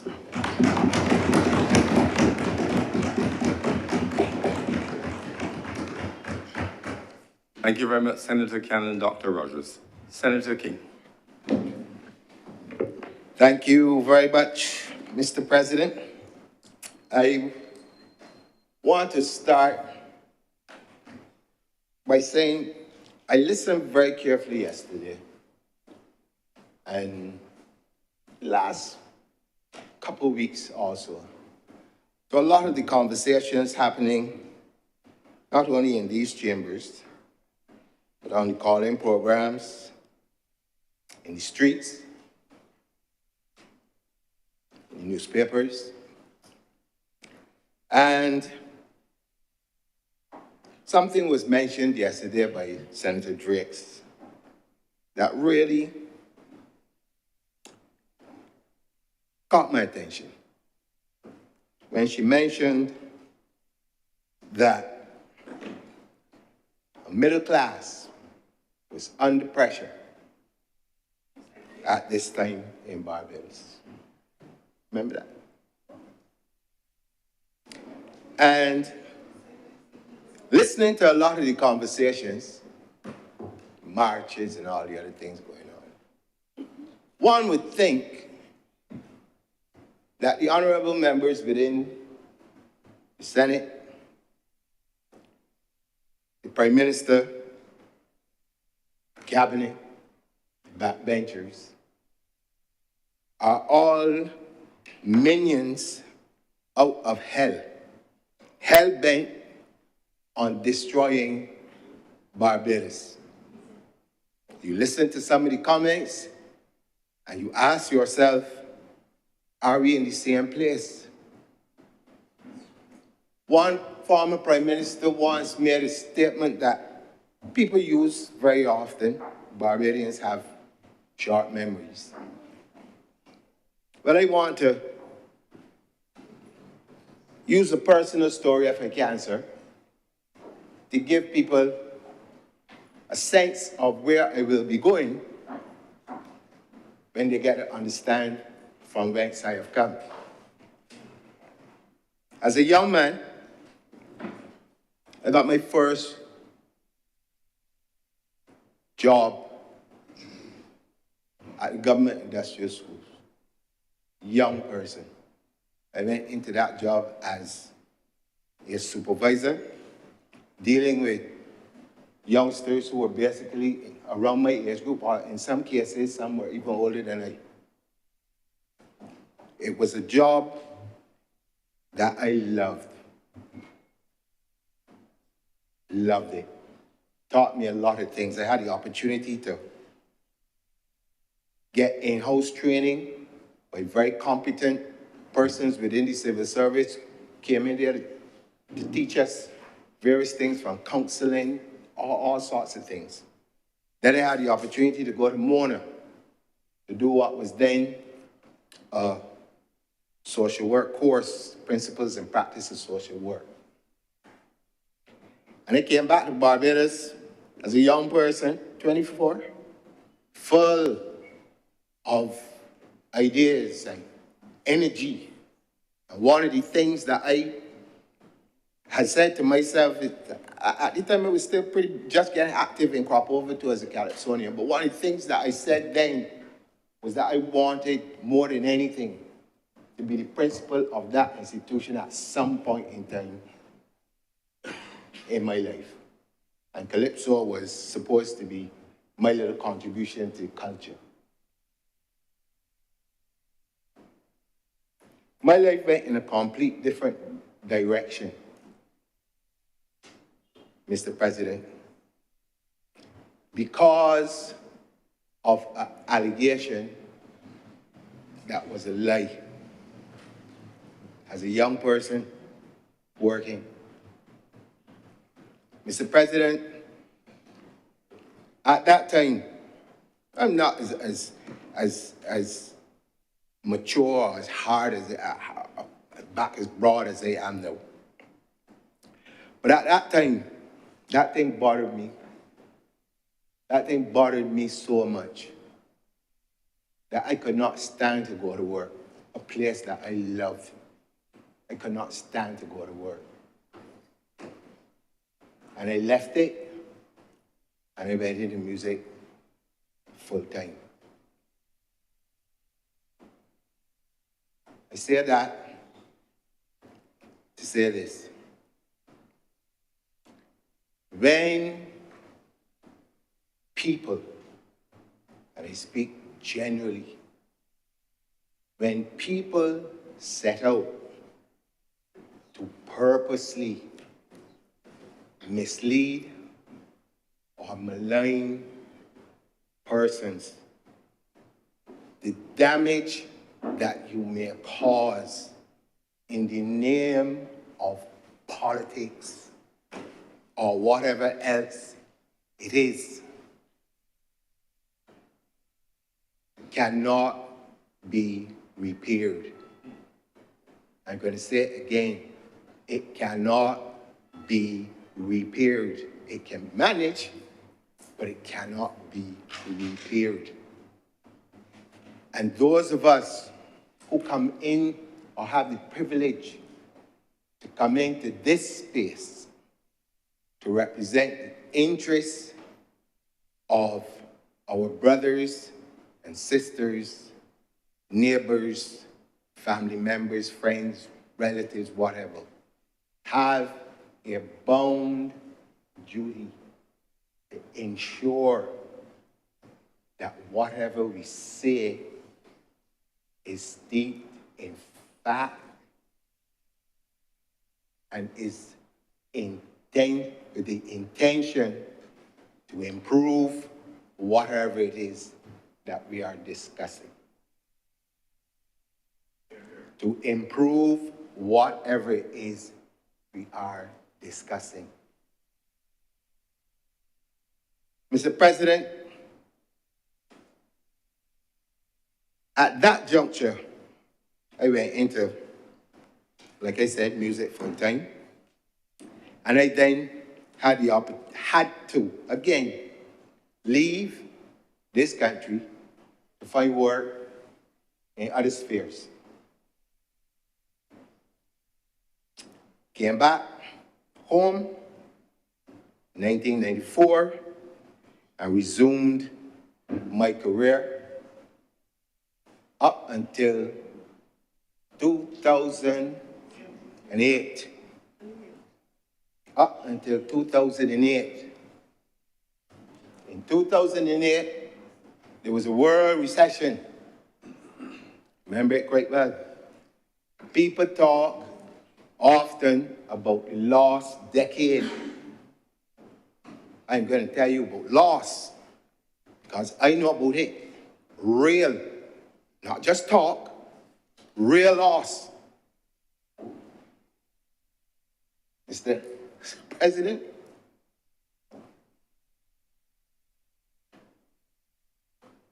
having at that particular point in time working in hotels across Barbados, that became the major thing for me. Occupancies went down. First people who get cut, or the last people to be able to get paid, were people in my section, musicians. Mr. President, you have your bills to pay.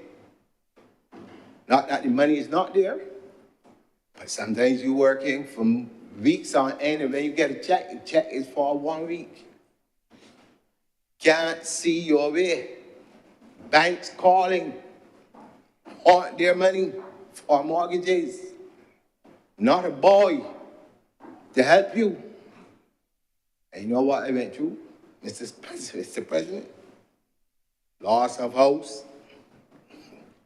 loss of family, loss of voice, can't work no more. In fact, I bring a little levity to this discussion now before we get back serious. In fact, I had, according to a song, very popular song, a big fat dog. I had one. He's the last one to leave. He's the last to leave. It is me, it was myself, and the dog. Just the two of us, like the song says, just the two of us. And one day, the dog come home, he look at me, shake his head, walk through the gap, never come back. That, all of that, under who? Under who? Well, I can tell you, a Democratic Party. And the previous problems, under who? A Democratic Labour Party. I'm not saying that the Democratic Labour Party is responsible for my problems, but I had to make a connection between what is happening then, as opposed to when I returned to Barbados, and as opposed to when the government changed again. So that when we talk about loss, or people come here and try to make people believe that this government has done absolutely nothing for the benefit of the people of this country, I can tell you, I never was interested in politics. But as Edwin Yeager said in his song, a voice in my head, tells me, John, get up and fight. Because if you don't get up and say something or get up and do something, you're contributing to the problem. And so I did that. And here we are today, still battling from the effects of that administration. But people would like you to believe that everything cured already, and that we're back on track, and it's easy. Well, I'm here to bring a little sanity to this discussion, because some of the things that I hear sound like something straight out of J.K. Rowling, Harry Potter. as if somebody in here could pick up a wand and say, abracadabra, money come down, boof! You got money, everybody can get paid. And everything solved. I never see it in my life yet. Yeah, instant transformation. Bang! What do you think? You had one with a woman that's twinkle, she knows. Be rich. But some people sound so. Like to be rich. Because they can't be living in Barbados. We're living in here in fairyland. Then the easy fix for this. It is no start. That's the point I gotta make. It is no start. I went through it 2 consecutive sessions with the same people. Huh? And people coming here, bring this nonsense. As if all of a sudden, the honorable members here sitting in the others in the other place, we don't have families. We don't have friends. We just drop out the sky and decide that we can come and mash up Barbados and go out. Well, any person with any modicum of understanding would know that you have people I went to school with who will be depending on me, people I grew up with who will be depending on me, relatives, I got children. Well, why would I want to associate myself with any person or persons whose sole intention is to cause destruction? It doesn't make sense. It does not make sense. And criticism is great because you learn if you live, and I want to thank Senator Rogers, because if you listen, you can't know everything. You can't get everything right. But at least if someone has another view that you can listen to, you can make the adjustments where necessary. At the end of the day, say over and over and over and over, if a disaster, be it climate change, be it whatever happens on this island, who do we have to turn to? Who are we going to turn to? Ourselves. So that the conversations that we have must remain constructive and not making jabs at personalities or people. You know, it's interesting that I hear a lot of people now talking about educational transformation. Everybody got a lot of fancy talk as to what it is and what should happen, and I find it really interesting. Because when I went to school, there were a lot of things that people wanted to teach me I had no interest in. None. And I make no bones about it. If I'm not interested, I am not interested. That is my right. As a human being, that is my right.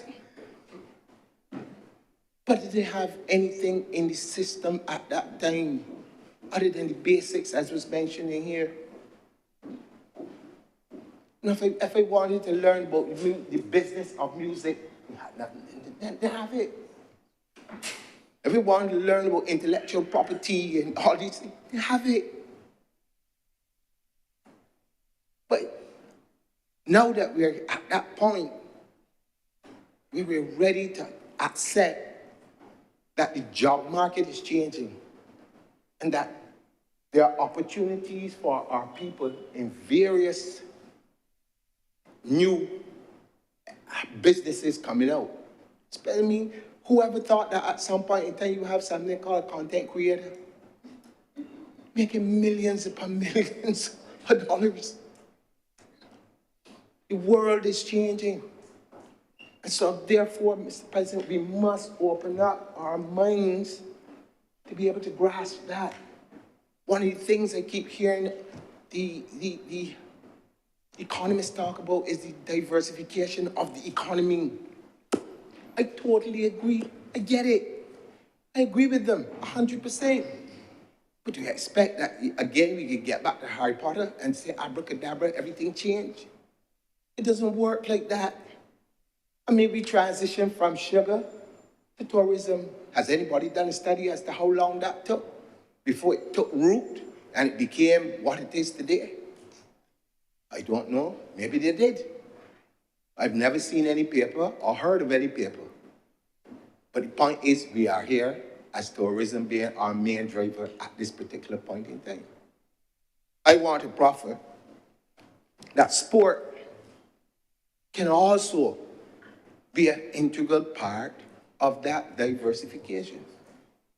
You know, we have done some good things in this country, and because we hate ourselves so much, we cannot even acknowledge that we did good things. For those of you old enough to remember, we had something called a hockey festival years ago. People from all over the world come to these shores to play hockey. We still have a Masters football tournament that people from England, teams from Canada, from all about, come to Barbados to be a part of it. Imagine, Mr. President, if we were to take these things a little bit more seriously as outlined from the Ministry of Sport. This is part and parcel of what they're seeking to do, to build out a unit dedicated to ensuring that sport becomes a viable business and career opportunities. We have a lot of young people coming out of UWI, that sports program there. You have to begin to think differently in terms of how we view this building out. And this is one of the ways that we're going to be able to do that. I want to just remind Senator Rogers, maybe he didn't hear, where as it relates to the tracks. But I believe that the Honorable Minister did mention that they were seeking to build 2 tracks, one in the north in St. Lucie and one in the east where the wise men come from, the very wise men. And it was a very wise decision on their part to put it in the east, where for many years, a lot of great sporting figures would have come from that place. And so I just wanted to give you that information. But as we seek to build out and diversify in sports, we must also take into consideration, as a person who has worked in social work, the value of sport to the society beyond the economics of it. You know, I've said this in other forums before. I made friends all across this island by playing football, by playing rugby, by playing basketball, by playing cricket. Some of my friends are lifelong friends from other schools. I remember the first time I went to CP to play a rugby match. And there was a fellow there by the name, a nurse, I won't call his first name, but he hit me so hard. He and I are friends up until today. Every time I see him, he reminds me of it. But he lived in the north of the country. I live in the east. And we became good friends over the sport. Big men and young men gathering together over the same sports. You have knowledge passed on. When I talk about me going into the government industrial school to work, one of the things that we had there was a very vibrant cricket program and boxing. Out of that program, we have young cricketers Some of them went and played their trade in England. And we produced some of the best boxers that Barbados ever had as young amateurs who represented Barbados from government industrial school program, which was, again, in association with the National Sports Council. And I think that oftentimes people do not give the Sports Council the kind of kudos that it deserves for the work that it has done over the years. And I want to do that. We need to rectify that. But you could see our young women, cricket is a big deal now. And again, they're talking about ensuring that the women's game gets some more attention. We all celebrate Hayley Matthews for what she has been able to do. But let her be one of many. Jason Holder and the other players, let them be one of many. This country, in the game of cricket, has produced not only the greatest cricketer the world has ever seen, a long line of great cricketers, the greatest that the world has ever seen. If you start to call names, there are people who played first division cricket in Barbados who couldn't even get into the Barbados team, or could not even get into the West Indies team. I'll give you a little story, and I always like to reiterate it. I'm in England in 1994, and I think it was 1994, 1995, somewhere around there. But it was the Ashes series going on in England, and I was watching it on television. And one of the commentators, I don't remember which one it was, but he mentioned that he had just come back to England from Barbados. And he went on this cricket ground called Dover, and he saw fast bowlers, unbelievably fast. And his comment was, they seem to be manufacturing them in Barbados. Yeah. He said they seem to be manufacturing them in Barbados. I felt so proud. Yeah, I agree. That's probably because of the bear fruit. It's for real. But the thing is that we did that with very little structure. This is one of those things that kind of like organically grew. Now that you have the ministry responsible for sports saying, we are going to put it in a more structured way, I believe that this is going to be a good time to help combat some of the problems that we are having with our young men in particular, by getting them actively involved in sports. And if when we have the ministerial, we can create some semi-professional games or leagues, basketball, volleyball, road tennis, football, whatever it is, we can pick 5 and begin there. What you're doing, you're creating jobs, because you're going to need trained coaches, you're going to need physiotherapists, you're going to need psychologists, and all the other things that go along with any of a major league in the world. You're going to need all of those skills. You're also going to need to reach out to your diaspora, where you have a number of people across Britain, across the United States, and across Canada who are active in college and universities and all of these kinds of things. And for those of you who have been following, I just want to make this point.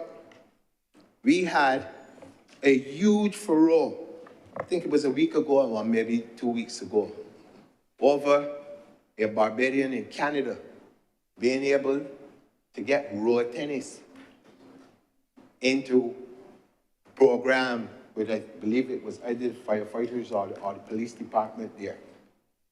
These are things that we must not allow these opportunities to go past us We must be able now to build on these things. There's money to be made, jobs to be created, even from the building of the equipment, the designing of the gear. I mean, the list is endless if you begin to think about it. But it will not, again, it will not happen overnight. But we have to begin the steps now to build out these areas for ourselves. Culture. This is always an interesting part of what we do. The emphasis on national identity, more than anything else. Oftentimes when we talk about culture in Barbados, people just think of crop over. And they say, oh, crop over, that is our culture. But there's intangible culture. There's built heritage. There's so many things. And in those particular areas, we've been able to begin the process of unlocking what potentially can be a great money earner for us in a place that we've overlooked for many, many years called the archives. There is so much information in the archives, which is one thing that the British did well in Barbados, is to document everything. Everything. Ship manifest, how many ships came in, what, you can find it. If you're looking for berths, you're looking for land ownership, you have all of that information. And in today's world, where information is king and has a high premium in terms of value, we have got to be able to unlock that. And we've started that process, Mr. President. In fact, when I heard some persons mention about people losing jobs in one area, I know for a fact, because I was involved heavily in that at that particular point in time, where a number of young people had the opportunity to find employment in helping to start the process of digitizing the archives. And I know that that program continues and is going to be bigger as we go forward.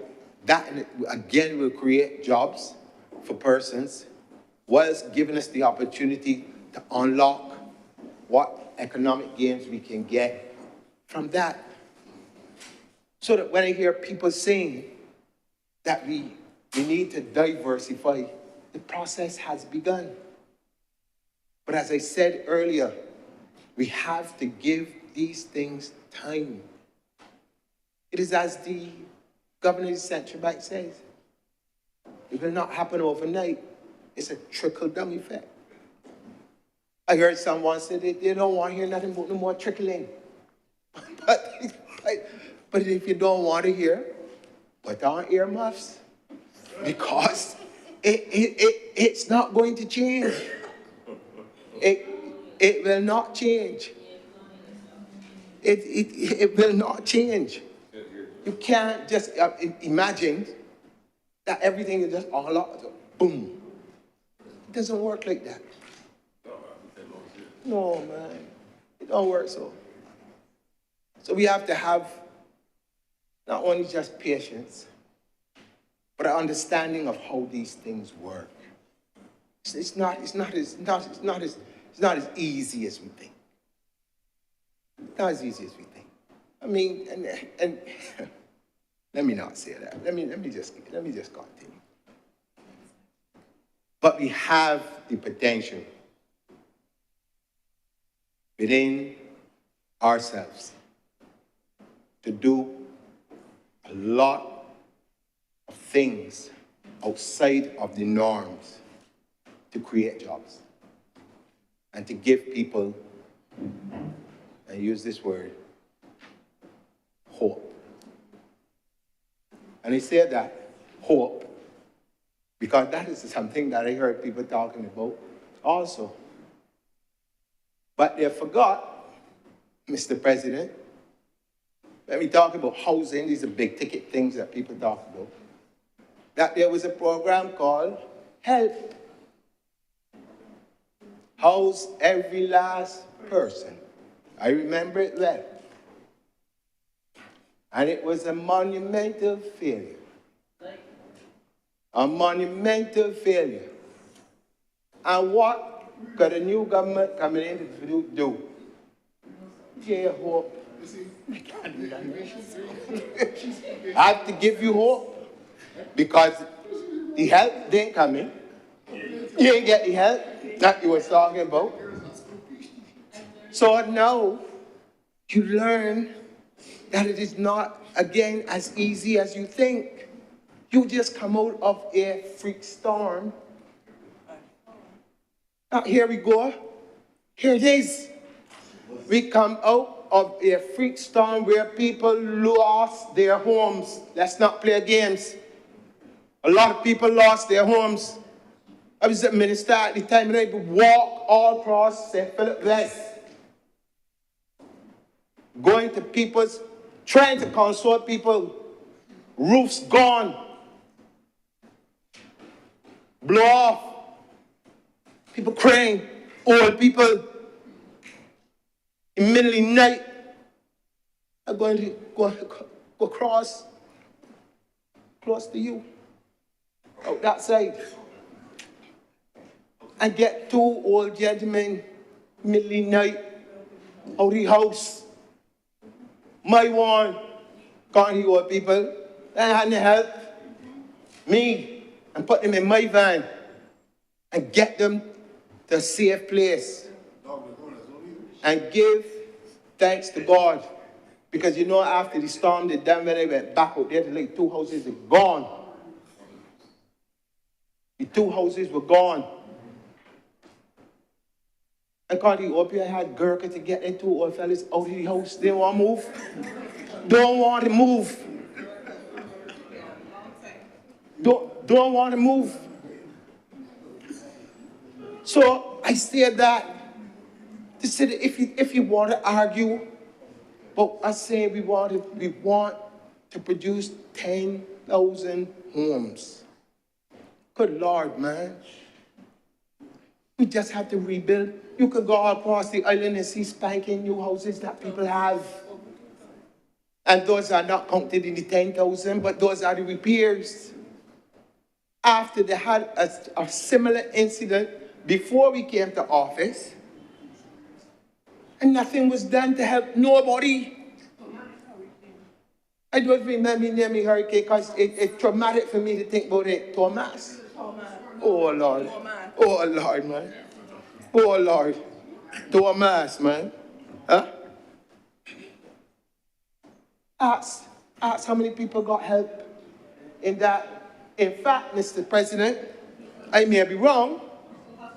I may be wrong. But I'll tell you this, I cannot remember in my 60 years of living any program after any hurricane since Janet that a government went out of its way to do the things that we have done.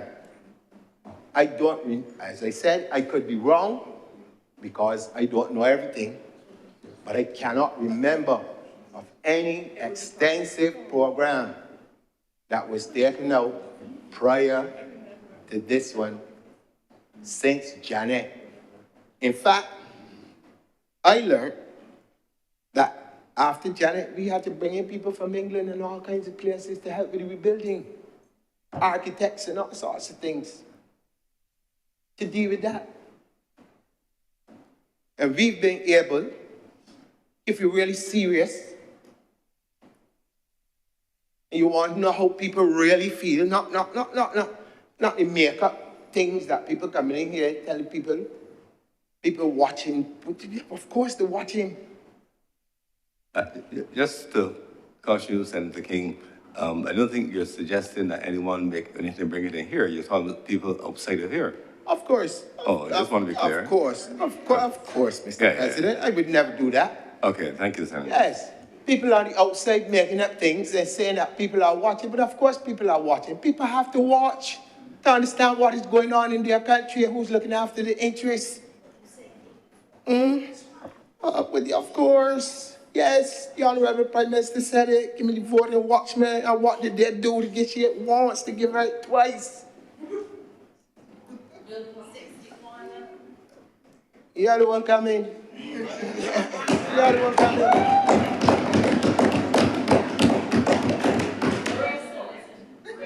You are the one coming. And all the things that I hear, I know people well. The Barbadian public, Mr. President, sent a signal to the then Democratic Labour Party in 2013. They ignored it. I know that if I had a large majority first time around, and then I barely scraped home on the second, and that's a message. That is a message. And if you ignore the message and continue on the same trajectory, then when the people say, I done with you, then you can't, thank you, Senator. You can't get vexed. You can't get vexed with the people who win. We didn't put themselves there. We didn't all go to the polls and say, okay, Senator King, vote for Senator. Press their hands and vote for this body, that body, that, and nobody else went and vote. Democratic Labour Party people went and vote.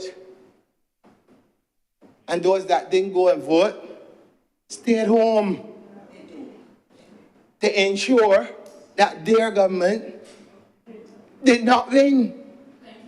So it doesn't matter what the percentage is, it is the outcome. It is the outcome. It is the outcome. And I wish we could say that it is minor. But it ain't minor. It is very telling. It's very telling. It is very telling. It is very telling. It is very telling. It is a telling indictment on the incapacity of the then administration to do what it was called to do.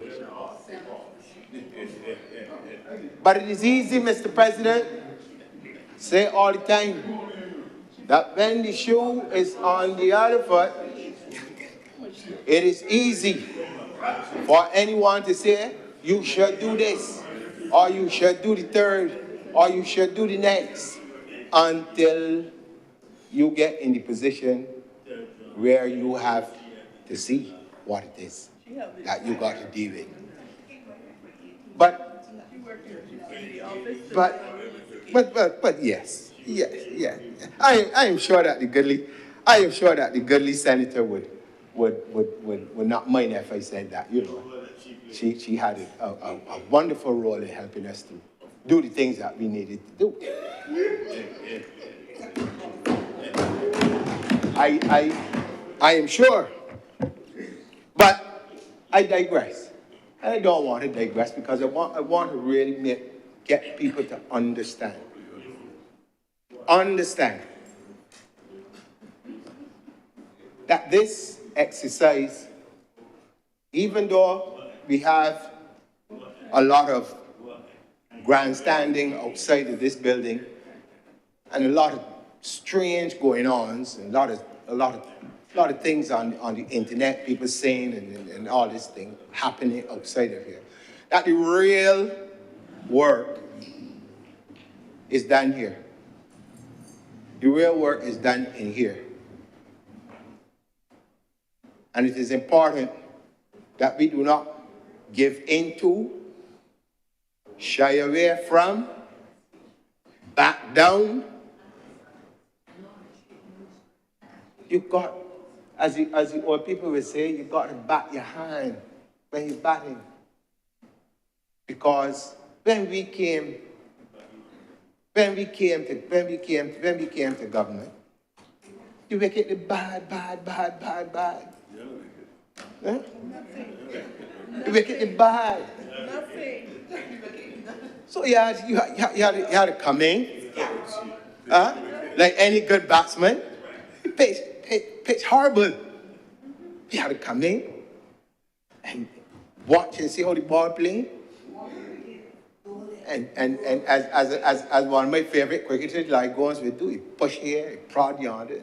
Next thing you know, he's 100. That's where he got a century. You had to deal with sewage in the streets. Lord mercy. Huh? Yeah. I mean, people say, but when you got to keep talking about all the time, yes, you have to. Because when the people who caused the problem want to talk as if they have clean hands, they had no problems underneath them, that everything was honky-dory. In fact, it was a person who said that downgrades mean nothing. Right? They don't mean anything. Now you hear people arguing about, oh, the Prime Minister, she's all over the world flying about, she don't look at Barbados and whatever. But how you think you get the loans and the other things that you're getting to unlock certain things for you by being silent? But that'd be like me saying that I want to be an international singer. And I have to say, Philip, behind the bush singing. When anybody can see me, they didn't know I exist. So, if the Prime Minister does not go out on the road, so to speak, like a good musician would, and make yourself known to the rest of the world, get people to understand what are the problems that you face based on the structure, or the global structure, how people view us as smaller and developing states.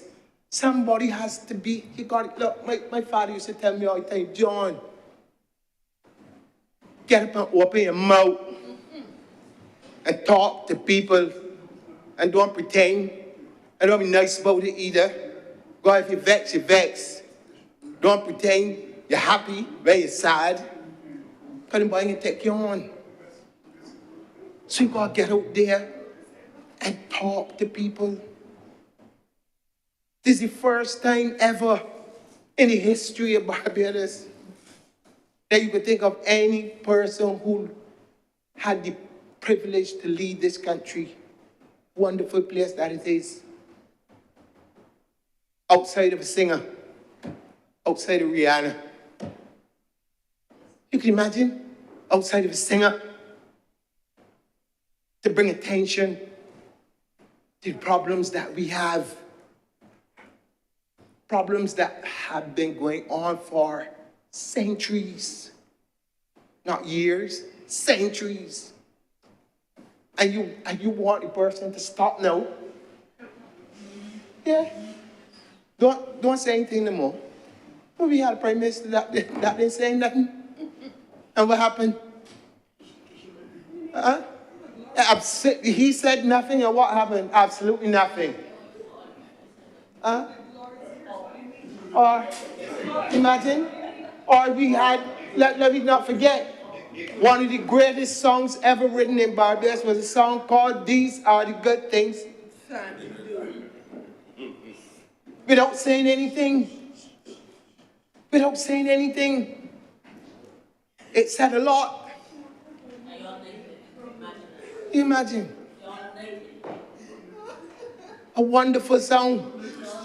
But it just shows you the creativity that abounds among our people to have a social commentary on what was happening at a particular point in time, which we cannot deny as much as we would like to deny. We can't deny it. And so, Mr. President, as we continue to try to bring some semblance of stability to this island, I want to just make a few comments on the work of Minister Humphrey. You know, the welfare of our people on many, many different levels.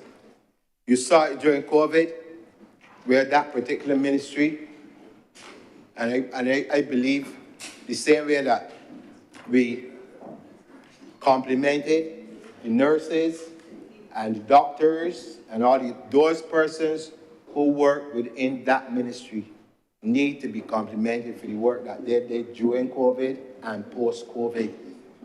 Those persons were putting up packages. They were going to people's homes, long days, long nights, and it went almost unnoticed, you know? And again, during that period, it just struck me because I heard people talking about jobs and different things that were not happening or should have happened. They had community health officers that were out there and directing persons to various things. You had school monitors. I mean, all of these things happening in the midst of a pandemic, something that the world had not seen for at least 100 years. And it means to tell me that after all of that, it amounts to nothing. It amounts to nothing in some people's eyes.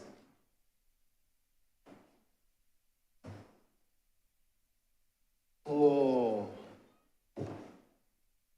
how blind is he that would not see? My mama used to say something, how you get so? How you get so? And that is why I started, Mr. President, by talking about being factual where things are concerned. There's another thing that I want to touch on. And again, I will use myself as an example because I am very clear about who I am. And I don't back down from nothing and nobody. Never did, never will. I heard on more than one occasion, people make reference to the concept that freedom of speech in this country is under threat. I hear it all the time. Freedom of speech in this country is under threat. And I like to go to this wonderful machine and watch and listen to these people talking. And they're pushing this narrative over and over and over and over and over. Yes. Yeah. Oh, Lord. I can tell you. Pushing this narrative all the time. And let me tell you about something that happened to me. And again, I am very clear on me, so I don't have to worry. But, Senator Rogers, you'd be interested to know that I was on a cruise ship that belongs to my church, right? Working, doing my little ministry. And I came off this ship, 2011 to be exact. Come off the ship, and as soon as I come off the ship, a gentleman saw me and said, John, man, what the people in Barbados doing to you? So like, what? Man, what the people in Barbados doing? Why people in Barbados trying to mash up you what? I just come home off the ship. Show you how things is. This isn't a cyber nothing, no. This is just people talking. Allegation. Oh, Lord. The biggest thing in Barbados. John King. Mr. Speaker, I can say what you're going to say. Tell me before I say anything. You can say anything what's within the rules of the Senate. Once it's within the rules of the thing. Yes. Okay. Their standing order, content of speeches, I think there's standing order 37. Please be guided accordingly. Yes, thank you. I want to be guided by you. I won't go into specifics. But there's this allegation. And everywhere I went, for a period of time. People behind me and busy eating food. You go to a funeral, you want your good friends, you can't stand up by coffee. It got so bad that I watched my children almost go crazy, having to deal with it in school.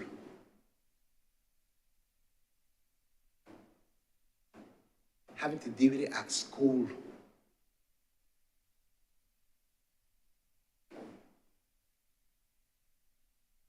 And you got people saying that cyber bill, freedom of speech, now people are free to say what they want. But at whose expense? But at whose expense? And the damage that it caused to people. Senator, Please address the chair. Direct to me. It doesn't have to go up through me. Direct to me. Speak to the chair, please. If you have experienced it, then you would know exactly what I'm talking about. You would know exactly what I'm talking about. So that if we have people walking around and saying that the only reason why a cyber bill is only about people don't want people to say something about ministers, and you're creating this particular narrative when you know full well that it is a lie, that it is more than that, that there are all kinds of things within that deal with what's happening.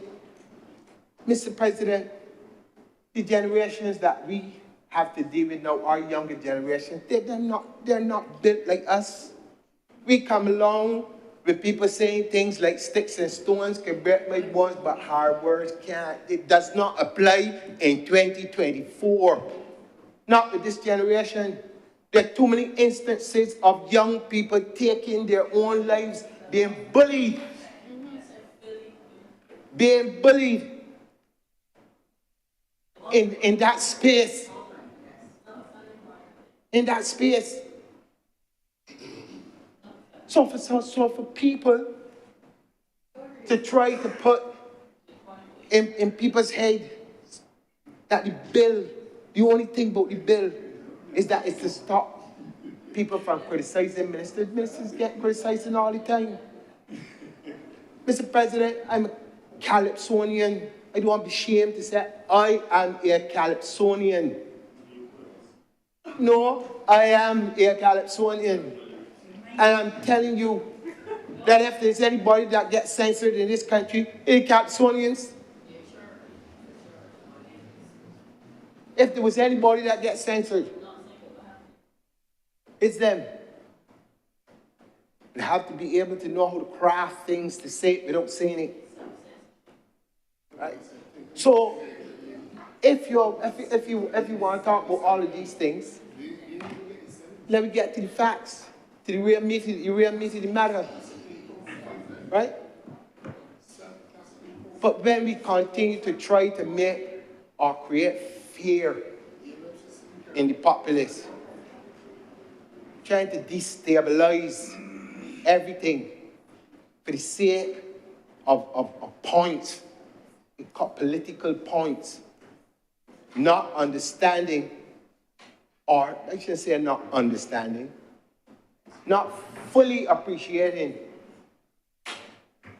the damage that untruths do to people,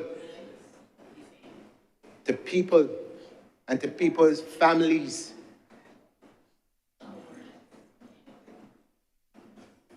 I find it disgusting, to be quite honest. Abhorrent, the words that I hear. I find it to be that. And we have to, at some point in time, the reason why you gotta get to these things Because oftentimes, Mr. President, anytime a government, I don't care which government it is, has to constantly be creating laws to battle these kind of things, it tells you that the society is out of ethics. Because any person or persons who had a good upbringing will know there's certain things you do not do. Nobody shouldn't go make a law to stop you from doing it. But it tells you where we are at. But Mr. President, as I want to thank you for giving me the opportunity to say a few things. But I want people to remember these few words. Stay the course. The battle is not over yet. There's a lot of things that we have to do. And keep your trust in those who care about you. Do not be fooled. Do not be hoodwinked by words. Actions speak much louder than words. And with those few words, sir, I'm obliged to you. Thank you very much, Senator John King. I'll ask Madam Deputy President to take the chair for a few minutes.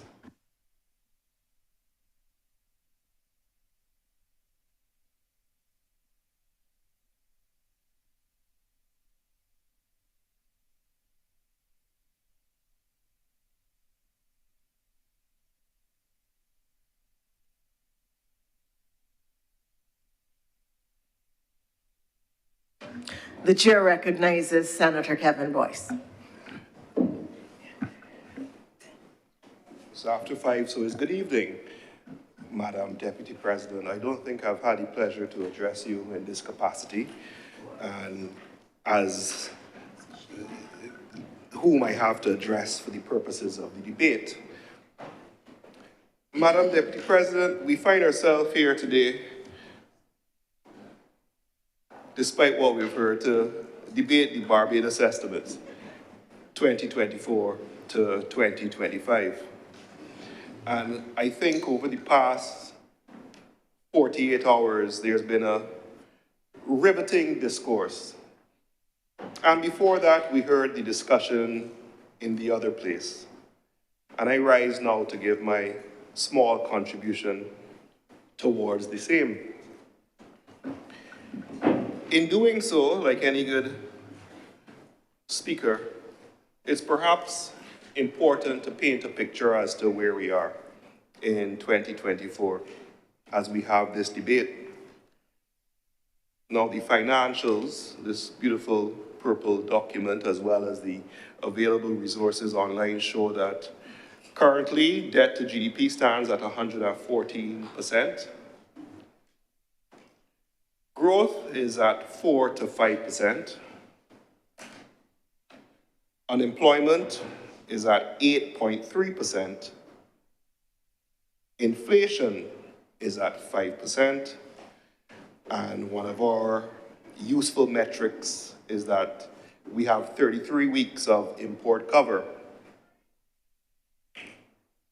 We have this fiscal picture, Milady, Madam Deputy President, and we look and see how we get from where we are to where we want to go. So I understand that the government's intention is to move the debt to GDP from 114% to 60%. We wish to maintain the growth, but we could always aim for a lower inflation mark, especially when considering how other places are doing. Now, these lovely facts, ma'am, of course, vary depending on your perspective. In other words, these are economic indicators, but what do they mean? What do they mean to our active citizens? What do they mean to the man on the Clapham minibus? What do they mean to even us who sit and stand and talk in here? What I've heard seems to bring home the fact that your perspective impacts your perception, which therefore impacts your reality as to what you see based on these figures. In other words, It seems the government side sees it one way, the opposition sees it another, while the independents maintain a more rational perspective. And I could expand this more to say that perhaps these indicators are viewed in one way by those who sit in boardrooms, in another way by those who work in the proverbial fields, and in another way by those who are entrepreneurs trying to carve their niche out. If we wish then to perhaps have another debate, my speech is gone, and maybe that is fortuitous. If we wish then to have a debate, see it's restarting. If we wish then to have a debate, it therefore puts us in a position where we are forced to let's look at what is before us in terms of, there is a saying, ma'am, which I'm sure you've heard. Men lie, women lie, but numbers apparently don't. Now, they say that, but they also say that you can get statistics to prove whatever you want. So let's look at where we are. Yes. Government stated objective, and intention is to grow the economy and protect the vulnerable. I have just set out, Madam Deputy President, where we are in terms of the fiscal map. The growth is to be achieved, inter alia, and I can say that as you are now sitting there, by a number of measures, one of which is the utilization of tax credits in certain areas. First area is the technological, let's put this on the technological group, which is the tax credit of 100% for local companies digitizing or re-engineering their business processes. I am in a lot of support for this, and I believe it takes advantage of the leap in digitization that came out of COVID. There is a proposed 50% tax credit for centers offering artificial intelligence, coding, robotic, and digital training. I believe that this is certainly ambitious. Senator, you may want to pause with the ambition so that the president can return.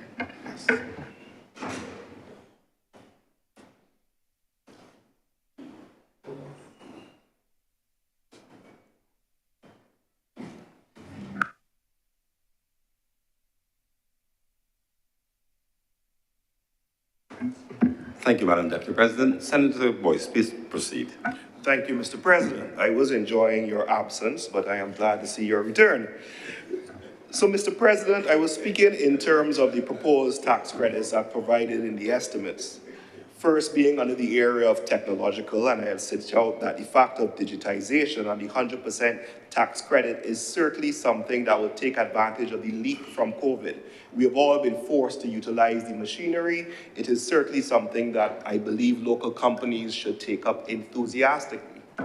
There is then the proposed credit of 50% tax for offerings of artificial intelligence, coding, robotics, and digital training. I see this as ambitious, but certainly linked to any growth policy. And then, of course, the 50% tax credit for construction of laboratories. I was not aware as to the extent or the nature of the laboratories, but I'm sure the government in their explanation segment will expand.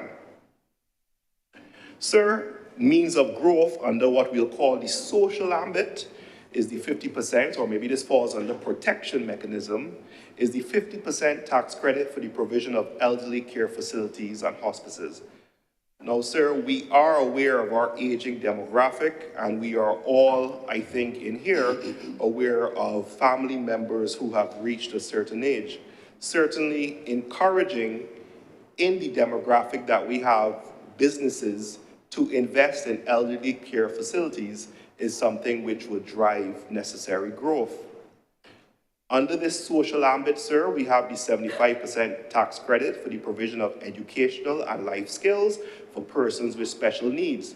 This goes without saying, and it speaks to the inclusive nature of the proposal. The 50% tax credit for the provision of educational centers for gifted persons also falls within this category.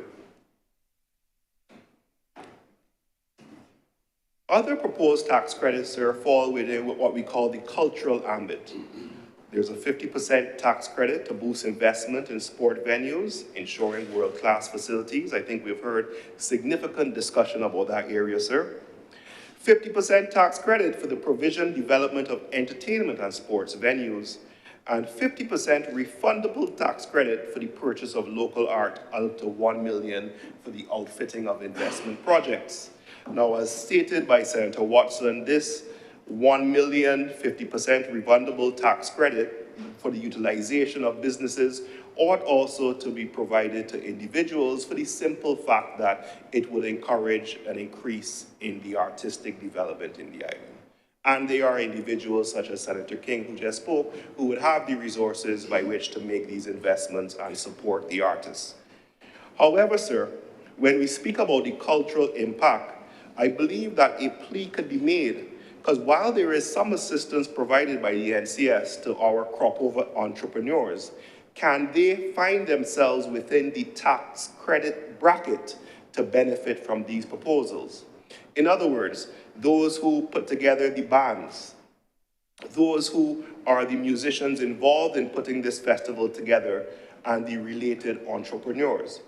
Is there a way to capture that segment within this proposed tax credit for the development of entertainment, for the development of local art, and tie it into our cultural industries, those who put together our Crop Over Festival? Some may say that we could consider these credits in sections where persons are forced to utilize local craftsmen. We can use these tax credits for those who utilize local materials instead of importing.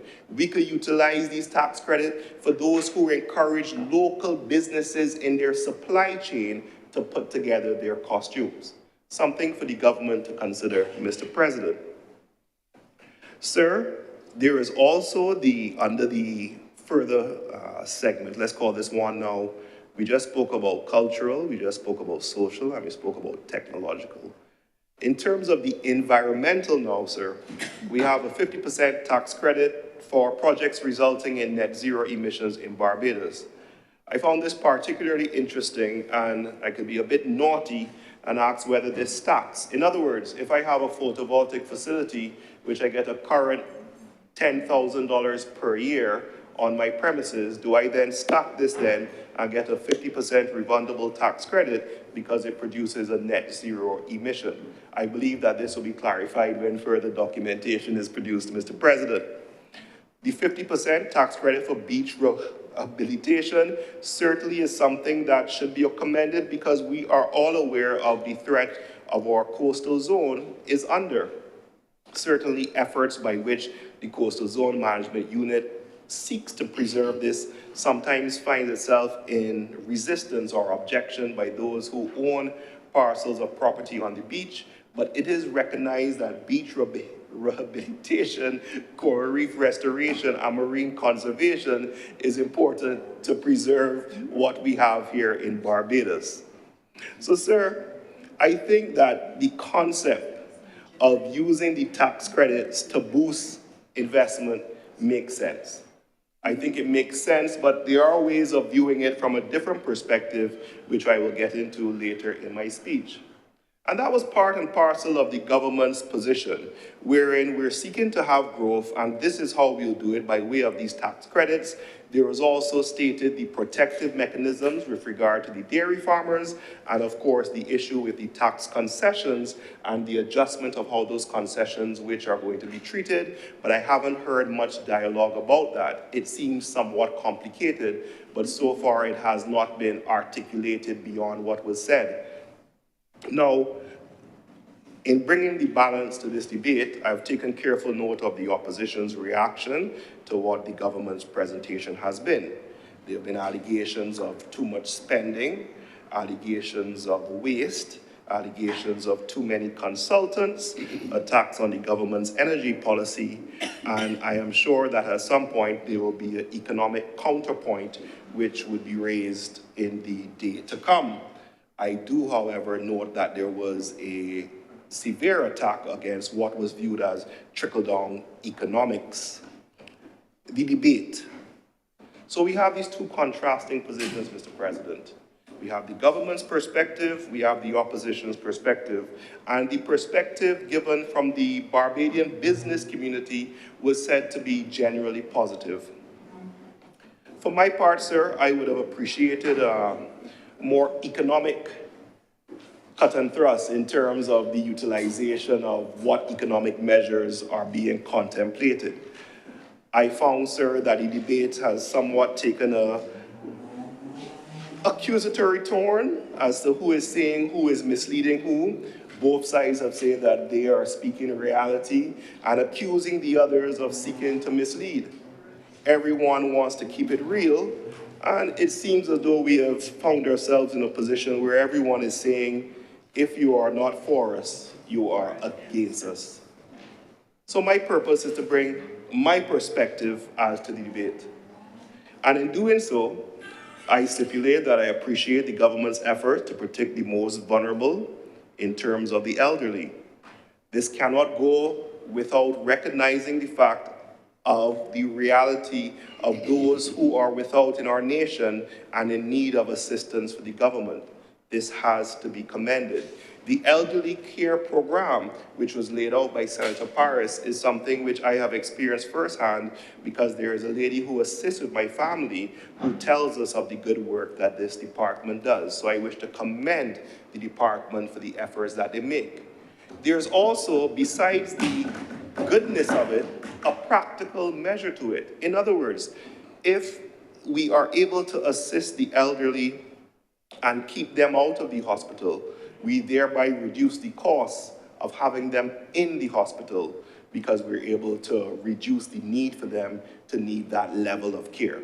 So there's also economic benefit to this concept, not just something that comes from the good within us, sir. Sir, we are all glad for the roadworks which we are seeing throughout the island. I have commented in here as to the lack of roadworks as it then was, and I'm very glad to see the amount of roadworks that are ongoing. So that is something which we should feel positive about. I believe that there is a decent macro policy being utilized, and I believe that if there is a deficiency, it's the need to continue to educate the public as to the why. You know, we hear about things like the Bridgetown Initiative, and we hear about and appreciate the understanding as to the building clauses with regard to bonds and lending in cases of hurricane and natural disasters. But do we get that message out there as to the government's macro policy and how it impacts individuals on a personal level?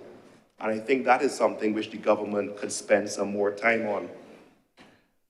I certainly appreciate the taking in front of the issues in relation to the HOPE project, and it speaks well when a government can say, I am accountable and I will investigate it. So that certainly is something that should be focused on. I believe, sir, that we also need to make special statements and special reference to the stated assistance and need for the increase of revenue to be provided to the Fair Trading Commission. With limited resources, sir, they have been put under tremendous scrutiny, and I can attest to you that their officers work tirelessly in a thankless environment in which they are underappreciated for what they do. I have dealt with them in a variety of scenarios, maybe not as loudly as others, but I can certainly attest to the fact that they do good work.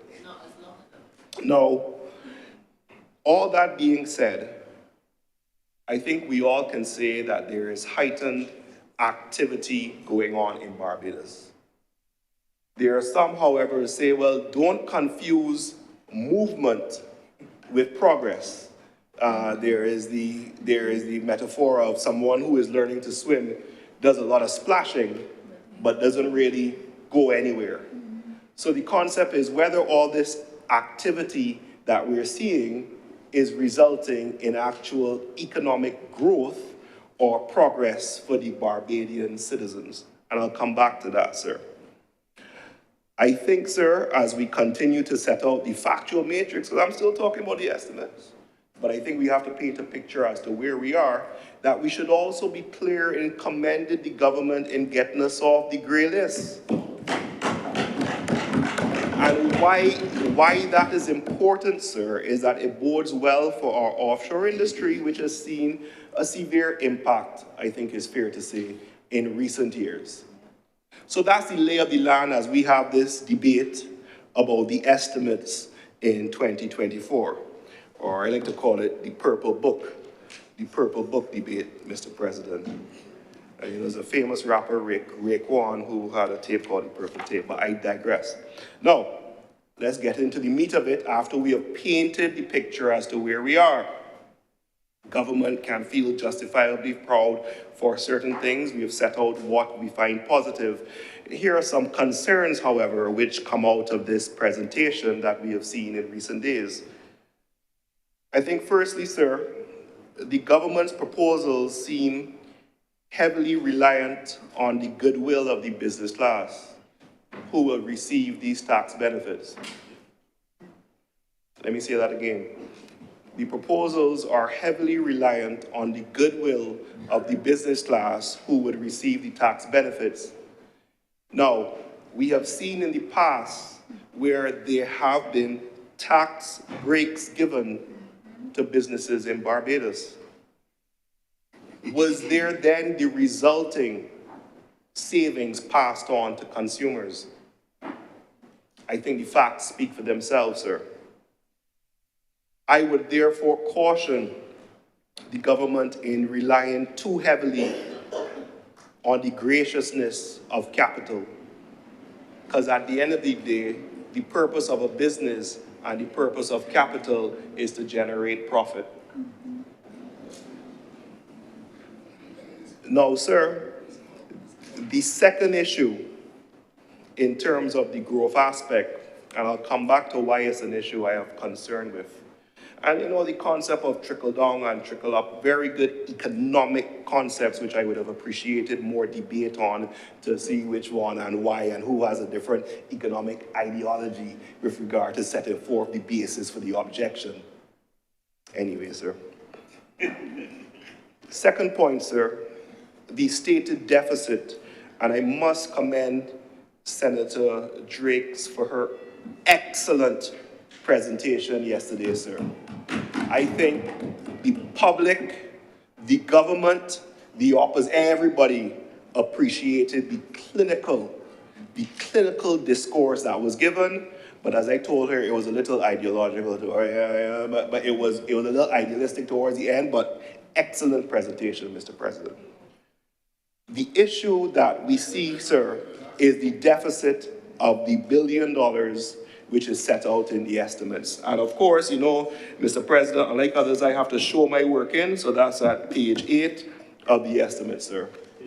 Now we see here, sir, that the deficit is supposed to be filled with two major limbs.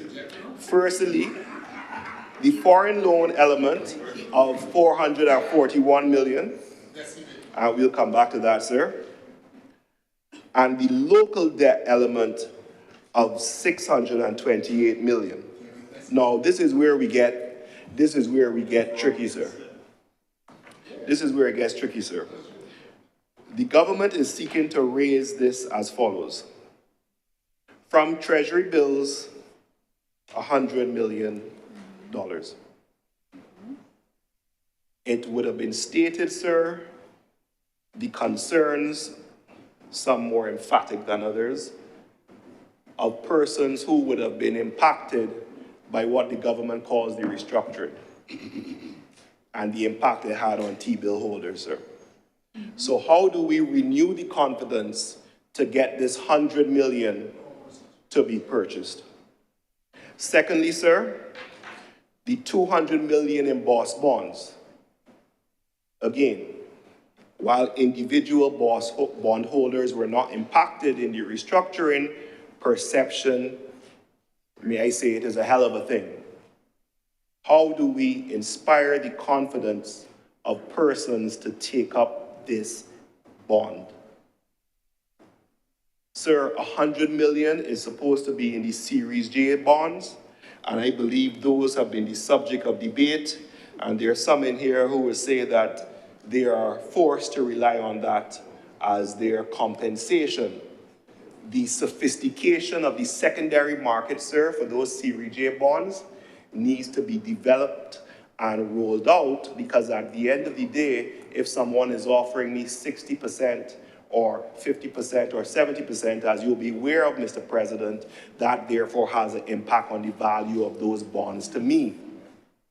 And then finally, and more troubling, and I'm sure which would be explained by the government, is there's a stated 128 million under the category of other. So I am sure that that will come out as been the practice of the Leader of Government Business in the Senate in a very thorough wrap-up as to who, what, why, where, when in addressing the Q&A segment. Where is this $128 million to come from in the other category? So, sir, we have a stated deficit, and we have a stated way of dealing with the deficit, as we know how governments raise funds. Is either taxes or by borrowing. Two options. So in these circumstances now, that's the local debt, and we assume that the foreign element, which is the 441 million, will be easily filled because of how our Prime Minister is viewed and the sophistication and skills by which we articulate ourselves throughout the world. So time will tell. Now, while we have this discussion, sir, under the rubric of concerns, I would have stated already what I said was the concern in terms of whether the incentives to what we call the capital or business class would be passed on. There's also, sir, a seemingly real fear that the existing company tax rate, I wouldn't want to call it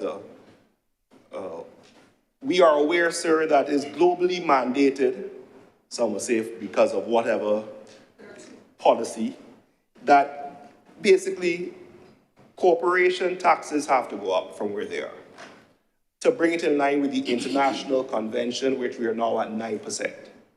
When we get this increase in corporation taxes, which corporation is going to absorb that?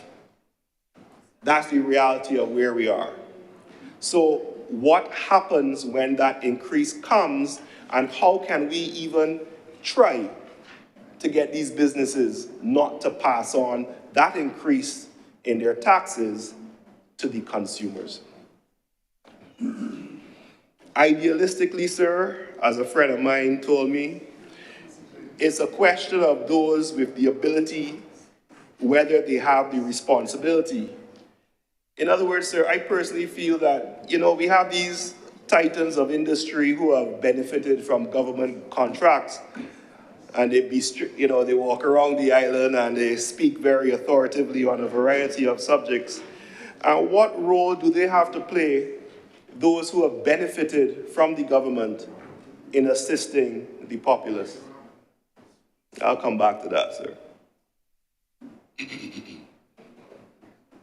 Another area that I have of concern, sir, which was raised in the debate by the Prime Minister, and I heard it touched on here, was of course the creation of another state-owned enterprise, Business Barbados. The fact is, we have debated in this chamber, sir, the issue with the number of state-owned enterprises, the issue of cost of state-owned enterprises, and while we understand the economics and the accounting steps to take something off of a balance sheet, how does the public perceive the creation of another state-owned enterprise to get a task done? So, I am assuming that there is a reason why the task could not be done within the existing parameters, within the existing enterprises that we have, and that will be laid out as to why we need to create a whole new entity to make business in Barbados more accessible. But I hear the government and I hear the Prime Minister because ease of doing business in Barbados remains an issue. I was so impressed when I saw the new land tax portal, which allowed me to go with the credit card and pay a portion of land tax. That's a beautiful thing. And that was only launched last year because before it was online with Thomas. And I have stated in this place, and I'll state it again, I am getting links to file my corporate tax returns with Thomas. And I tried to do it in writing and they told me no. So I have a situation where one of my corporations is stuck. Can't work out. And this is what we talk about, the ease of doing business, because I would like to think I have a little sophistication when it comes to these things. And can't get through. Because according to Thomas, this corporation I have owns a vehicle, which it does not. And I can't get past the line item.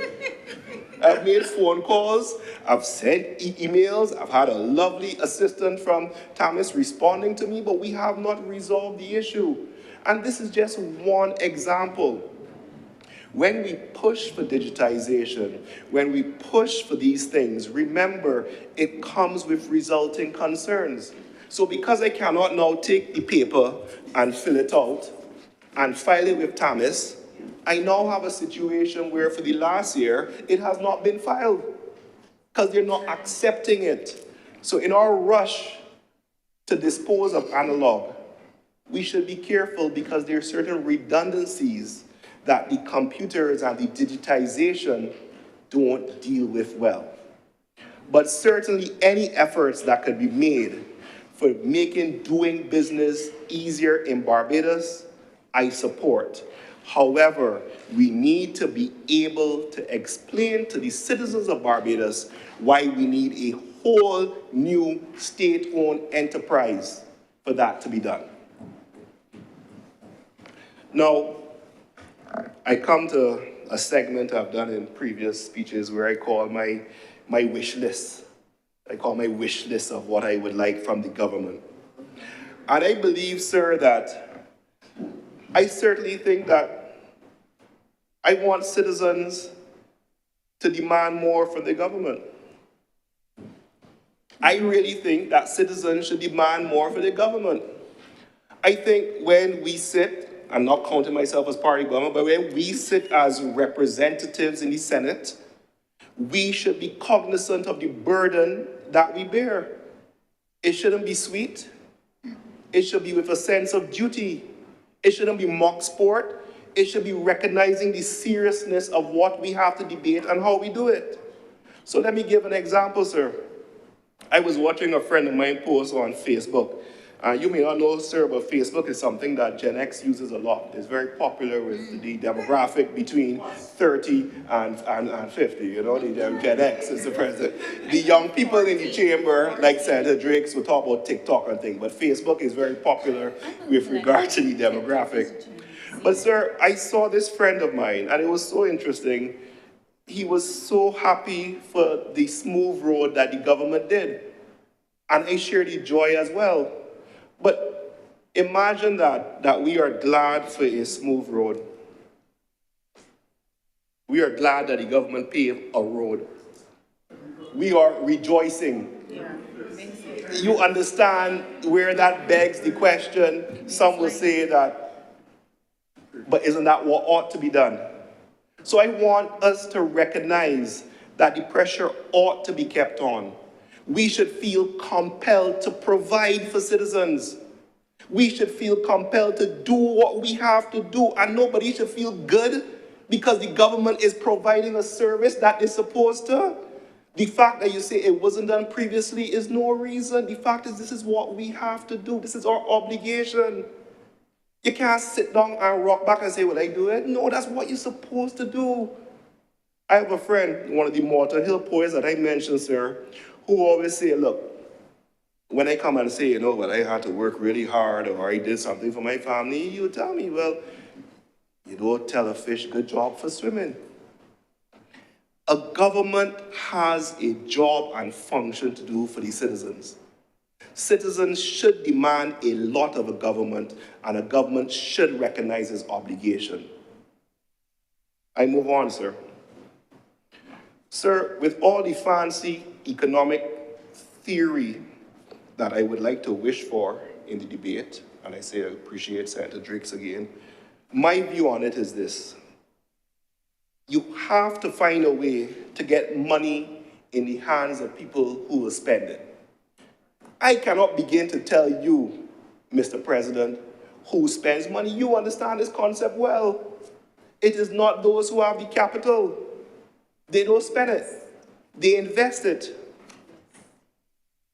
The great author Kanye West said, you give a man $1 million of a certain demographic, he will invest it, while if you give it to another man from a certain demographic, he will buy a Benz.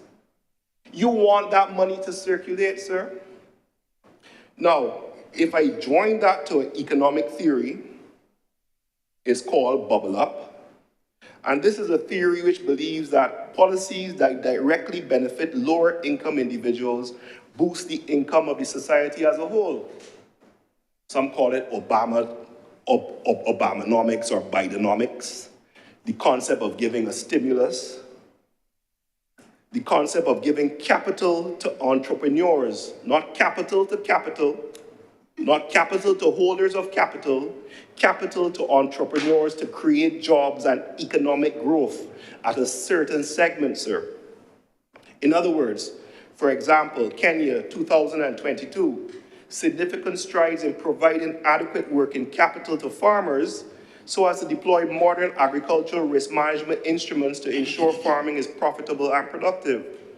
That's the concept where you're able to say, well, hold on, if we're not, or if we're against trickle down, maybe we look at trickle up, or if we're against trickle up, we look at this economic policy. I would like to hear, this is me, I would like to hear the economic ideology which underscores the policy which leads to this here, sir. Show you're working, the citizens of Barbados bright. They're bright bad. And show your thinking so that persons who may wish to comment, we move beyond the realm, well, you ain't do nothing, I ain't like you, and you did worse. I want to see that level of debate because I believe that we in this chamber and in the other place have something great to offer this nation. I will continue to hold us to task, and I will continue to hold myself and those in the other place to task because we can do better, sir. Sir, another issue, of course, is the pension. And this comes within my concern segment, so we're in my wishes, or no, this is my wish list, sir. So I'm sorry, not concern, my wish list. Mr. President, I heard Senator Drakes yesterday speak about the fact that as a pensioner, if you have your money in an RR, which didn't go into that detail, but she said when you withdraw the pension monies, you pay a 25% withdrawal tax. 100% of your voluntary contribution. Correct. Yes. 100%. Your voluntary contributions, you pay 25%. In a lump sum, you pay the 25% tax. Mr. President, I have said this before, I will say it again. I remember when I started working in chambers in 2002, the fact is, if you had a pension, you were given a tax credit for the pension money that you put in. And if you therefore applied that tax credit to your income tax, it therefore made sense when you're taking the money out that you pay this 25% tax because you would have gained the tax credit, which was something, I think about 33, I don't need to pretend I know something, but anyway, you balance off what you got when you claim for it on your taxes, Mr. President, you would be aware of that. Now we have a situation where your pension funds, which, as set out yesterday, are already taxed before they go in, if you take it out as a lump sum, are further taxed. And we are saying, and we have debated in here, the fact is that the government recognizes that we have an issue with NIS and its ability to provide for citizens. How do we encourage persons to supplement the NAS? Give us the tax credit for the pensions. Or, if we can't get the tax credits in terms of removing the 25% withdrawal of lump sum, give us some recognition or some incentive or some balancing out in terms of the income tax as to why we should be encouraged to save for our pensions. We're being penalized for it, sir. This is something which is within the government's ambit, and we recognize now because it was set out in the government's presentation with regard to the concept of concessions and how much it costs government.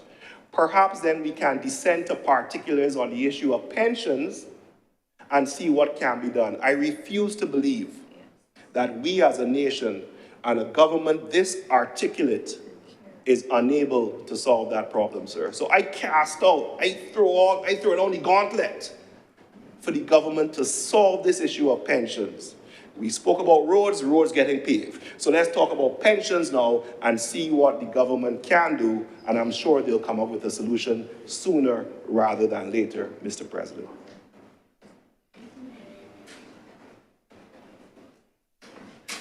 Another issue that we have to discuss, sir, is what is the price of the progress?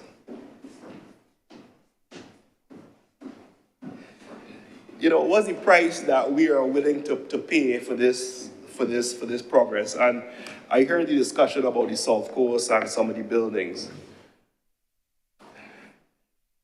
You know, sir, if we continue at a certain rate, when we finish build these towers that block off the sea, you know, the same tourists that want them, the same investors that want them, will say that we overdevelop. Yep. And they want someplace more rustic. Yep. So we have to be mindful, we have to be very mindful that we preserve our Barbadiana. And it is difficult. It is difficult. The age-old battle of windows to the sea and the Barbadian populace. So I just put that under the heading, sir, the price of progress and windows to the sea. I don't think I could add any more to that deep debate, but it certainly is one which the government is mindful of. We spoke here about the development in St. Peter's Six Men's and the contribution and the individuals and having their says in it. Imagine that. How do we maintain that balance? Because you know what is the number one attraction to Barbados? Barbadians. Not just the sun, the sea, and the sand. Senator Blackman said is our intellectual thing that we mind, correct? That's what he said yesterday. It is Barbadians and how we treat people. So let's make sure that in our development and our chasing after these accolades and these price of progress and these things, that we remember what makes us us. And we consider that in our development. The same way we can craft an IMF program that is uniquely Barbadian, we could ensure that developments that are done on our coast reflect our Barbadian culture and way of life, Mr. President. Now, sir, investment options. I have a confession to make, Mr. President. I have a habit of burdening associates in the firm with discussions about investments, what they're doing for their future, and what plans they have. And the first thing they say, sir, back in your day, you could have done X, you could have done Y, and then they'll carry me to Twitter, where Senator Aduele Boyce roams, and they'll say, look at this spreadsheet, and this person showed how if they get X amount of money, at the end of the day, at the end of the month, they have $60. Yeah. What I try to get, and what I get from these discussions, sir, is that there is a sense of despondence with regard to the youth in relation to investment opportunity. And I believe that it is something which the government can assist with in terms of teaching them, how they can utilize their little, in some cases, avenues with regard to investment to put towards future investment products. Now, this is what I say. Investment options currently are as follows. I just laid them out there in the Barbados estimate, sir. You can put your money now in the credit union. You can buy bonds, bills. There are some mutual funds. You can get an annuity. When you look at the stock market, sir, it is filled with a fair amount of illiquid stock. There's a lack of movement. There is a lack of activity. So the question is, what investment options are being actively encouraged by the government for the youth in terms of the education, avenues for their investment, and encouraging the mindset of this is why you save and this is how you invest. In other words, using myself as the example, which I've done already, when I first started working, I was able to say I'm putting $300 into a mutual fund. That then reduced my income tax bill by $300. I was able to say I'm putting $300 into a retirement savings plan. That then reduced my income tax bill by $300. I was able to say I was purchasing new stocks of $300. That therefore reduced my income tax bill by $300. Where is the incentive to encourage the young persons in Barbados to invest? The dialogue is necessary. The encouragement is necessary. The avenues for saving is necessary. I think it's something, sir, that we have to be mindful of, because at the end of the day, this is how we teach the culture of resilience. This is how you teach the culture of resilience, and heaven forbid, dare I say, delayed gratification. Time passes. Whether you make the sacrifice now will tell in 10 years. Having that type of conversation with the government, as articulate as it is, to tell young people what they should be doing and providing mechanisms for them, it can be done. To encourage the saving, to encourage the investment, maybe even the same government paper that we see here in the estimates, to provide them with a guarantee beyond word of mouth that it will not be touched. So I look forward to hearing the government response with regard to the investment options. Now, sir, we are here in the category of what I call wishes. And there, I like to come not just with complaints or issues, but actually come with ideas. And I really believe, Mr. President, that beneficiaries of the public purse should be mandated to give back. Should be mandated to give back in the forms of some form of IPO. I've already spoken about the cricket bond. I know the government has plans for the GIA structure, but all these PPL that we're doing has to be a way that we allow the public for an opportunity to benefit from the investments, not just in terms of the return and the taxes and all that good stuff, but the opportunity for the public to say, I'm taking $200 to buy some shares in this entity who is benefiting for the work for the government. Simply put, sir, those who benefit from the public purse should be mandated to provide investment facilities for average citizens. That's it. If you benefit from the people of Barbados, there should be a mechanism by which the people of Barbados have the opportunity to share in the largesse. So, sir, in my contribution today, I hope I have laid out a factual matrix setting out where we are on the economic indicators. I hope I have captured the government's position, the position of the opposition, the position of the independents, and I hope I have given some ideas for which the government can think on. At the end of the day, sir, we are responsible to the citizens of Barbados, so let us enjoy this exercise where we're talking about the citizens' money and how we can do our best to preserve this nation of ours. I thank you, Mr. President. Thank you very much, Senator Kevin Boyce. Senator Nichols. Mr. President, I am indeed grateful for this, my 7th opportunity to participate in the debate on the annual estimates of revenue and expenditure. So I thought of the idea of returning to that subject that I broached 2 years ago when I returned to this place on the Good Society. I started to revisit some of those terms that I had used when I began a presentation of this nature 20 years ago. I looked at Sir Courtney Blackman's book, The Practice of Economic Management.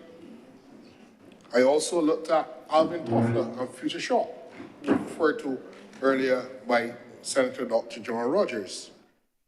And I have decided, Mr. President, that there is a burning importance for us to appreciate that this exercise today in the Senate and in this Parliament over the last month or so has to be placed within a wider context of the world in which we live.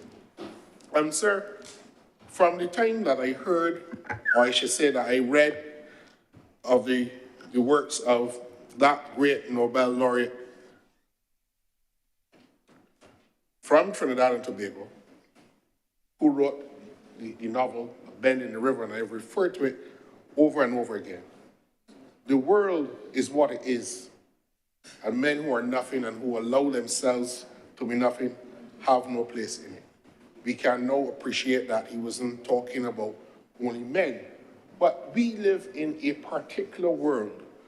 And this exercise here today has both a domestic and an international dimension to which I would want to refer.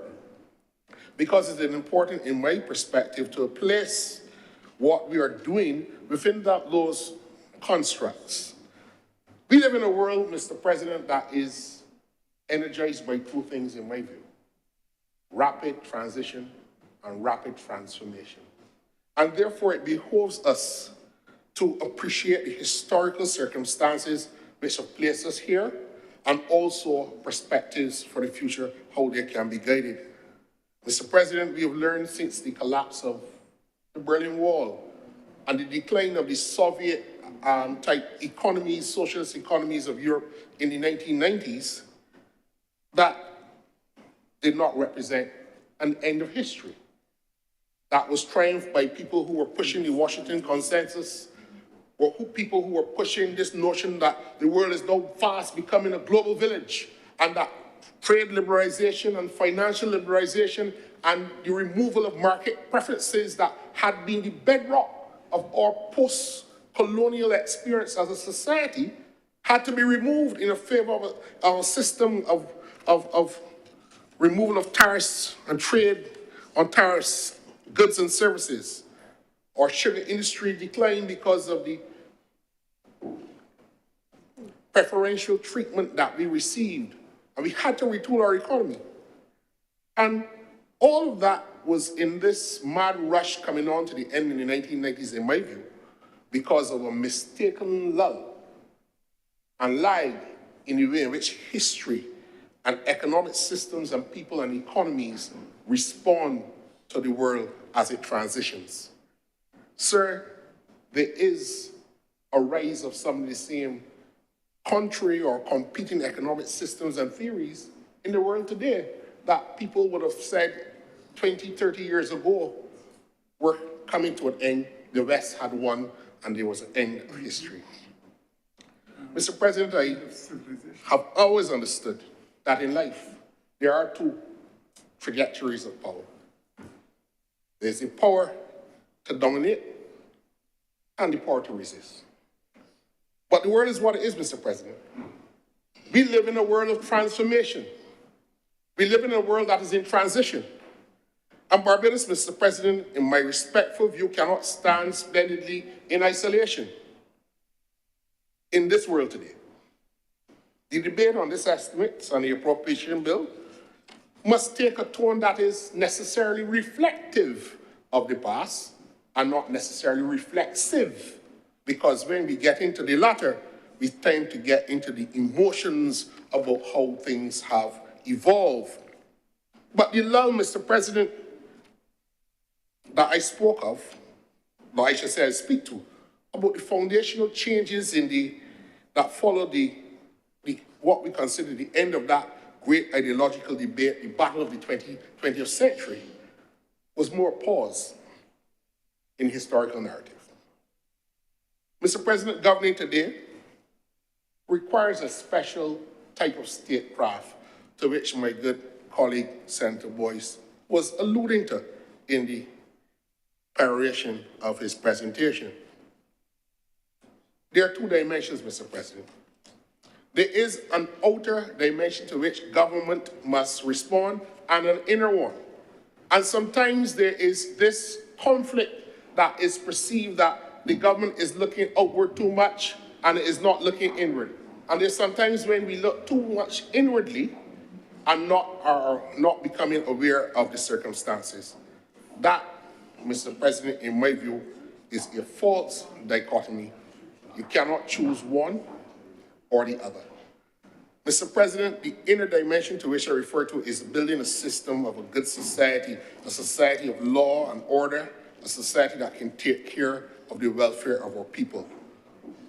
But responding to the outer dimension, we have to take into consideration the world in which we live in.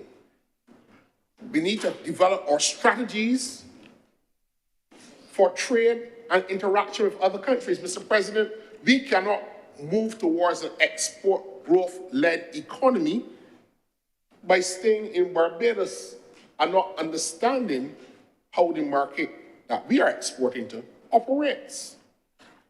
Politics in Barbados has lived along, in my view, with this twiddly-dum debate, a dialogue of the deaf, in which there is severe criticism of any time the government starts to, and particularly the Barbados Labour Party administration, starts to position our economy for flight, what they call it. Mr. President, there is a statement that was made and attributed to one of the former great leaders of the country that he wished that there will be a day that there would never be a cane blade in this country. But sadly, that articulation, or I should say he did not have enough time really in terms of where he has come in the history of Barbados to articulate a view to move away from the monocrop agriculture-based economy of the times which he led the country. We have listened to a lot of the development economists like Norman Gervin, George Beckford, Michael Witter, who have bemoaned the plantation economy and the modified plantation economy to which Senator Drakes referred, the modified plantation economy. But I happen, Mr. President, to not dwell too much on that, because not that I'm dismissing the New World economists of the 1970s, but they were writing at a time that is fundamentally different from what we have now. They criticized the industrialization by invitation model as a return of the plantation system. Sir Courtney Blackman has suggested that we lost 2 decades, the 70s and the 80s in the Caribbean.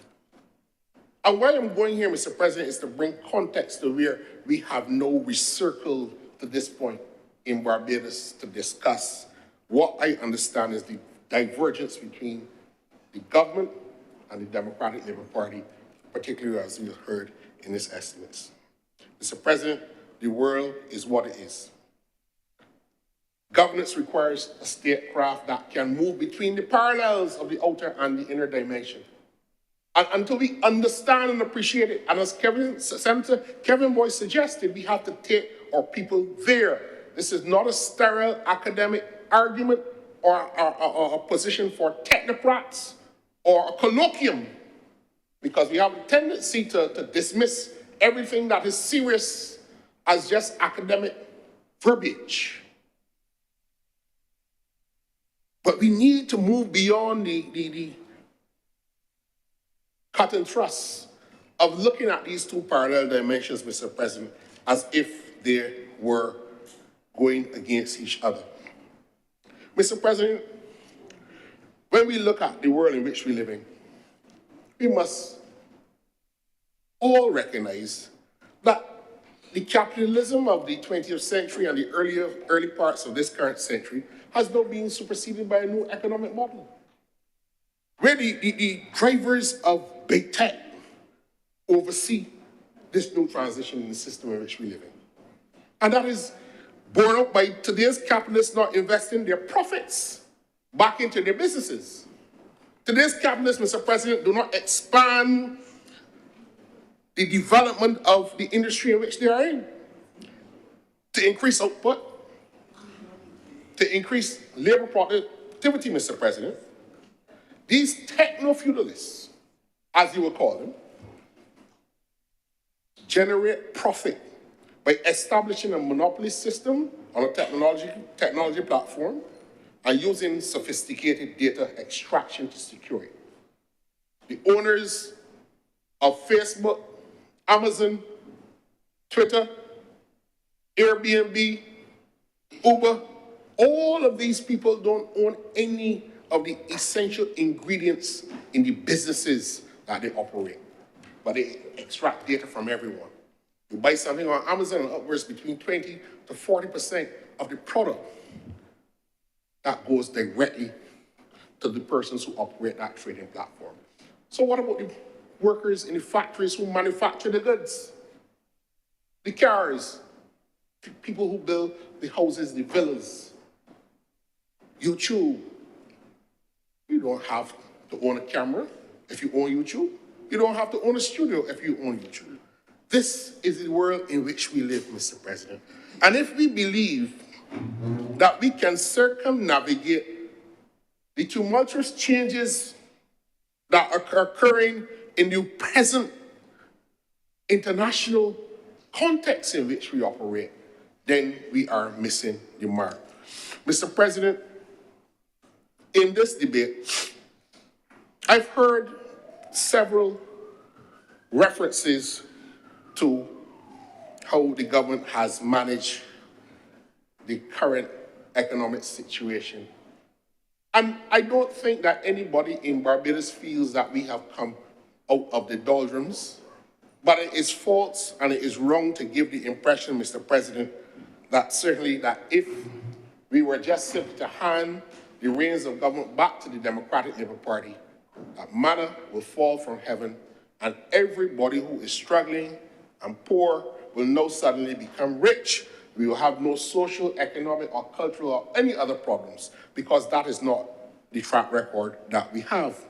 And Mr. President, I also heard in the current economic debate a reference to the late Prime Minister Owen Arthur.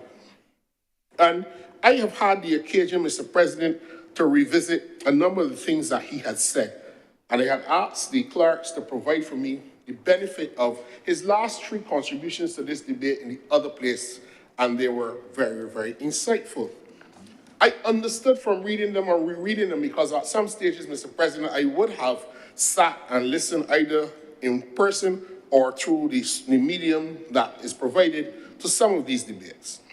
And Mr. President, what is interesting in is that he gave in 2016 in the other place, Mr. President, a perspective of the rate of growth of the Barbadian economy that was necessary to sustain the quality of life in this country. And he was speaking, Mr. President, against a backdrop of a situation where Barbados' economy had for the period between 2008, when we were voted out of office, up until that debate in 2016, to experience economic growth in the following terms. And Mr. President, you will permit me if I quote him. In 2008, 0.4%. In 2009, it declined by 4%. In 2010, it grew by 0.3%. In 2011, by minus 0.8, another decline. 2012, another decline, minus 0.3%. 2013, it fell by 0.1%, and then 2004 by minus 0.2%, 2015, 0.5. What he was representing was that, in his estimation, Barbados needs an economy to grow at the level of 3% based on the rate of growth of our population in order to maintain the standard of living in this country, in order to be able to allow students to continue the benefit of free tertiary education, allow the hospital to remain a viable tertiary care institution, allow people to get their tax credits, reverse tax credits and the tax returns on time, to keep the buses running and the roads repaired. We needed to keep the economy growing at a rate of 3%. Mr. President, in that debate, you may recall that the government had not then published the IMF Article 4 consultation. It was hidden from the people of Barbados, and the estimates debate in that year proceeded on the basis of hunches provided by the central bank and not data. So that when the IMF report was later published that year, the IMF report told the country and the world that it had more faith in the statistics coming out of the government statistical department than those produced by the Central Bank of Barbados. There are people, Mr. President, that have to know these things, because the impression is being given that the government is wasteful and the government doesn't know what it is doing. But we have to remind the country, Mr. President, of the circumstances and the details, because there is, in my respectful view, a decisive difference.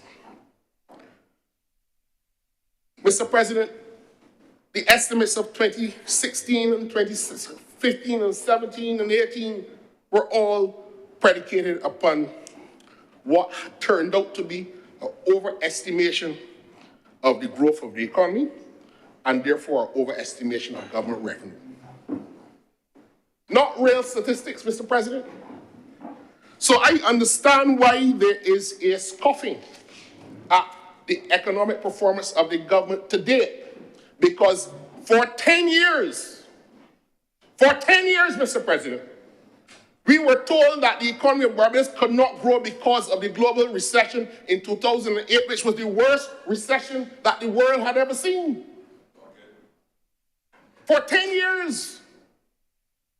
And when other Caribbean countries started to rebound, we were still being told on the eve of the change of office that this global recession from 2008 was still impacting. But, Mr. President, we have to analyze what was being done. We were losing millions of dollars, Mr. President, in the international business sector. We lost $256 million by 2017-18 in the international business sector.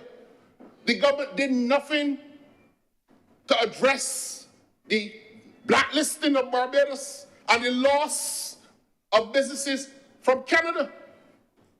There was a Prime Minister of Canada who, in my estimation, preferred to give up his premiership rather than his ownership and the resulting trusts that the Canadians said were problematic because of his relationship with his sons, and those businesses gave up that premiership of Canada to hold on to his businesses. We did nothing for 10 years to address, Mr. President, the loss of tax revenue. But taxes were created on the basis that you can replace that lost revenue by imposing a 10% tax on people and businesses in Barbados. Mr. President, if we try to recover $250 million in revenue, it means that you have to put 10% taxes on $2.5 billion in economic activity in Barbados. That is the effect of it. And Mr. President, I have to say these things because people feel that when we speak about the work that is being done by bringing Barbados off the blacklist and off the grey list and its importance, it is expected that would result in the revenue that is necessary to reduce the deficit. It is necessary. Because last year, when the Prime Minister said that there were no new taxes in the budget, people wonder, how could you achieve that? How? And that your estimates of revenue do not tell us how you will get there. We heard that there was a lack of detail. We're hearing that again too, Mr. President. But I know the final appropriation bill for the current financial year will come to Parliament shortly. But we know that in order to increase revenue, you can reduce spending, increase taxes, or you can borrow. It is the judgment of this government, Mr. President, that we can close this deficit by virtue of the primary surplus, plus inflows from the policy-based loans from the IMF and the Inter-American Development Bank. And what do we mean by the primary surplus, Mr. President? You take the non-interest expenditure, and that gives you either the surplus or the deficit. Money coming in, as opposed to what you have to pay out, the non-interest expenditure, and that would either give you the surplus or the deficit. A couple of days after the close of the last financial year, a commercial bank in Barbados bought $100 million in boss bonds. $100 million. And Mr. President, you remember that when we restructured the debt, people were crying for the banks and saying that the government was unfair to the banks. There are people in Barbados that say that. There are people that say that in this chamber too. But a commercial bank in Barbados bought $100 million of investment in Boss Plus bonds, a vote of confidence in the Barbados economy, Mr. President. You could not buy bonds under the last administration because Barbados was getting downgrade after downgrade after downgrade after downgrade. We were down at junk, Mr. President.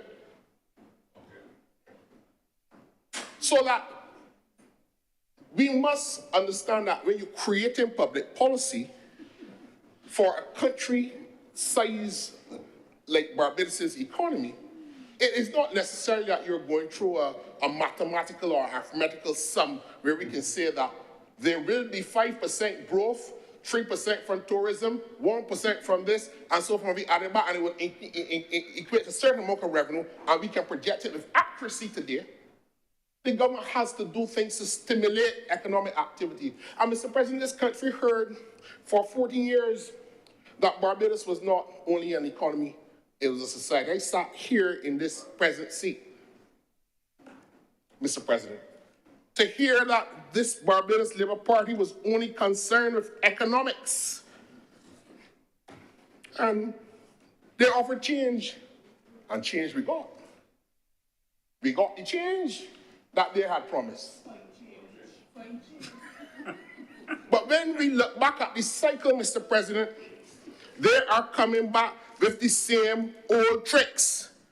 Mr. Arthur called it economic vandalism, Mr. President, of the highest order, because I am hearing that this government spent money on consultants to advise us on the debt restructuring.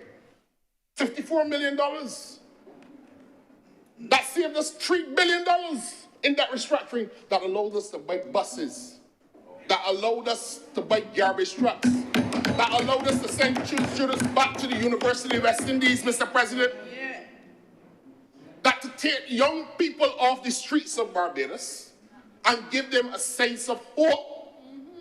And I say all the time, I live in a community in Arthur Seat St. Thomas, and I must say, Mr. President, I am grateful for the government for paving the road in Arthur Seat St. Thomas. It is the first time in my lifetime, and that people can say that it was paved. But, Mr. President, this argument that we spent money that Mr. Arthur could have It's part of Barbados, it should be repaired. Listen, leave them to me. They don't like to be interrupted, right? But they let them interrupt. I don't mind their size, I consider it to be a size. So let them interrupt. They will come to St. Thomas at some time. I lose. I don't have to get there, you don't go worry about me. Okay. You know, the president taught me a little story. Mr. President, they criticized the government's, I will tell you, sir, they criticized the government's hiring of consultants and said that Mr. Alpha told the current leader of the opposition that he would restructure the debt. You know, when I read these 3 consecutive years of presentations to the estimates, Mr. Alpha was begging the Democratic Labour Party to go to the IMF. That is true. And restructure the debt. That is true. Borrow the IMF money, $700 million at 1%, when they were in the arms of the vulture capitalists. Borrowing money at in excess of 12 and 13 and 14 and 15%. Not money to do capital expenditure projects in Barbados, to build roads, because we were being told that potholes slaved lives and potholes were temporary inconveniences. Transitory inconveniences. If all the eloquence that they can speak and muster up. But this money was not being done, boards, Mr. President, to build any capacity in this country for export, for new industries. This was being borrowed to pay current expenditure because we had run ourselves so bankrupt. And all the young people that Senator Watson said are listening, and that can vote for the first time, I want them to remind them that there was a time when this government was borrowing money to pay current expenditure. Sorry, the government, that government, because the history of Barbados shows, Mr. President, where the economic performance of Barbados declines and where it ascends. And they want to give you the impression that you can just go in a room, have a little conversation, pull up Professor Alpha and say that he's a former prime minister, and all the international debt holders will bow and say, oh, Zeus, welcome, Zeus, yes, and go along with the money and come out. It is not only the advice rendered to the government of Barbados, it is in the negotiation. 3 billion. Right? 3 billion. And they can call it, but to whom did you go? In 2014, Mr. President, they came to the country with a fiscal consolidation statement from the Minister of Finance that sent home 3,000 people. In one instance. 3,000 people, Mr. President, after, in the same year, 2013, this November 2013, and I ran an election for this great party in that year against the Minister of Finance. And they were telling everybody, like they told them in 1991, that the economy was battle like Sagari. Sent home 3,000 people. And we have to come in here and hear lecturing about why this didn't do, why that didn't do, why. And Mr. President, all of the, the mock anger and the invocation every now and again of the poor black man. Because, you used to hear about white shadows with Don Blackman in that time and the black economic enfranchisement. They go to these terms all the time, and the Barbados Labour Party only like this body and that body and stuff. This government has not given any concessions for 30 or 40 years of tax-free to build hotels or cost you less or any supermarkets in Barbados. They give a supermarket, but it was not a chain, but it was supposed to reduce the cost of living. And they're back at it again, Mr. President. 20 years ago, we were hearing job number 1 is cost of living, job number 2 is the cost of living. They come back with the same old bag of tricks. And when I look back at it, I tell my colleagues all the time, what is the economic philosophy of the Democratic Labour Party in office? What is it? What initiative can they show and demonstrate that they've taken this country to another level, right? You can't help, You can't help me now. But as I said, I won't blame, Mr. President, I won't blame her for interrupting on this. So I welcome them because she's not doing that on purpose. Can't help and do for purpose.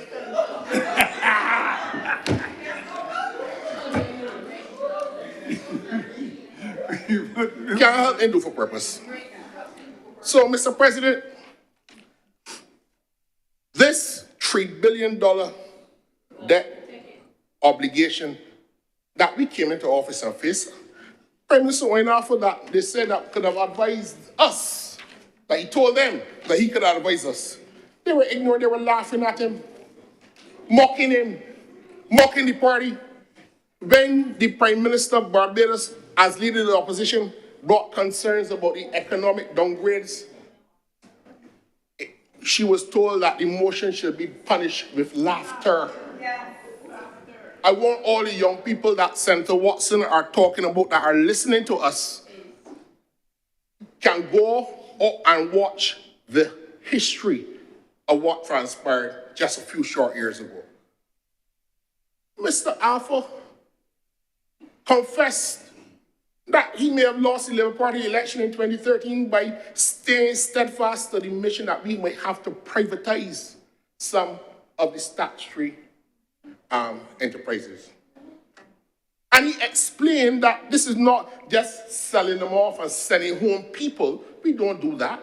And he gave the example of how he said to the Transport Board in the early 1990s, look, that maintenance department you all have, we can capitalize it and allow you all to do the work. But you know, UCAL was hamstrung from the time the Democratic Labour Party came into office, and private businesses in Barbados at extortionate rates were able, Mr. President, to come and circumvent a program that was there for the UCAL to fix those buses.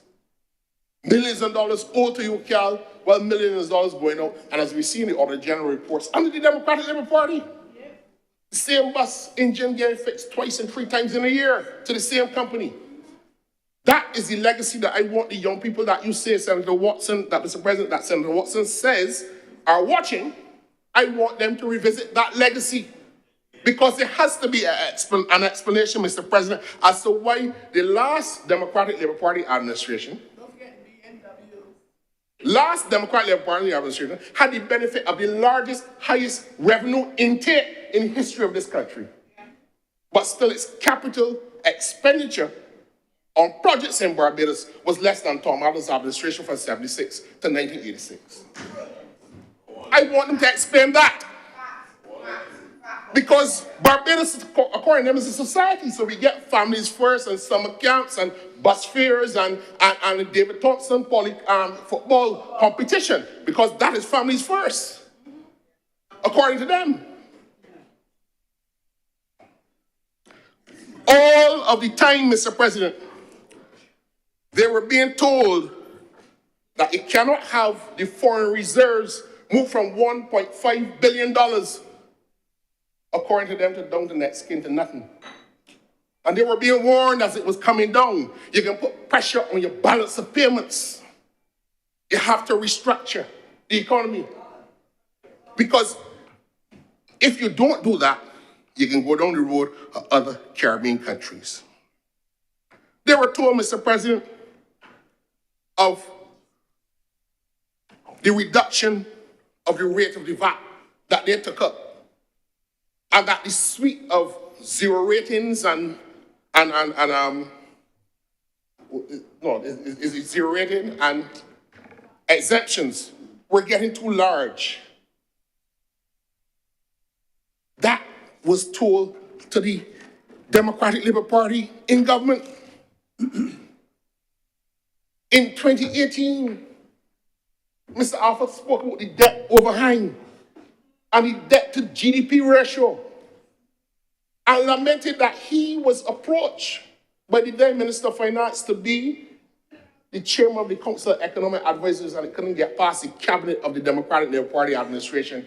And now the Labour Party has to be lectured that we should have used Oinafa to restructure the debt, when Mr. Alpha was telling the Democratic Labour Party sitting on their front bench that he could help them, and they were refusing to give him an ear. at the time. We heard all of that, Mr. President. We heard all of that.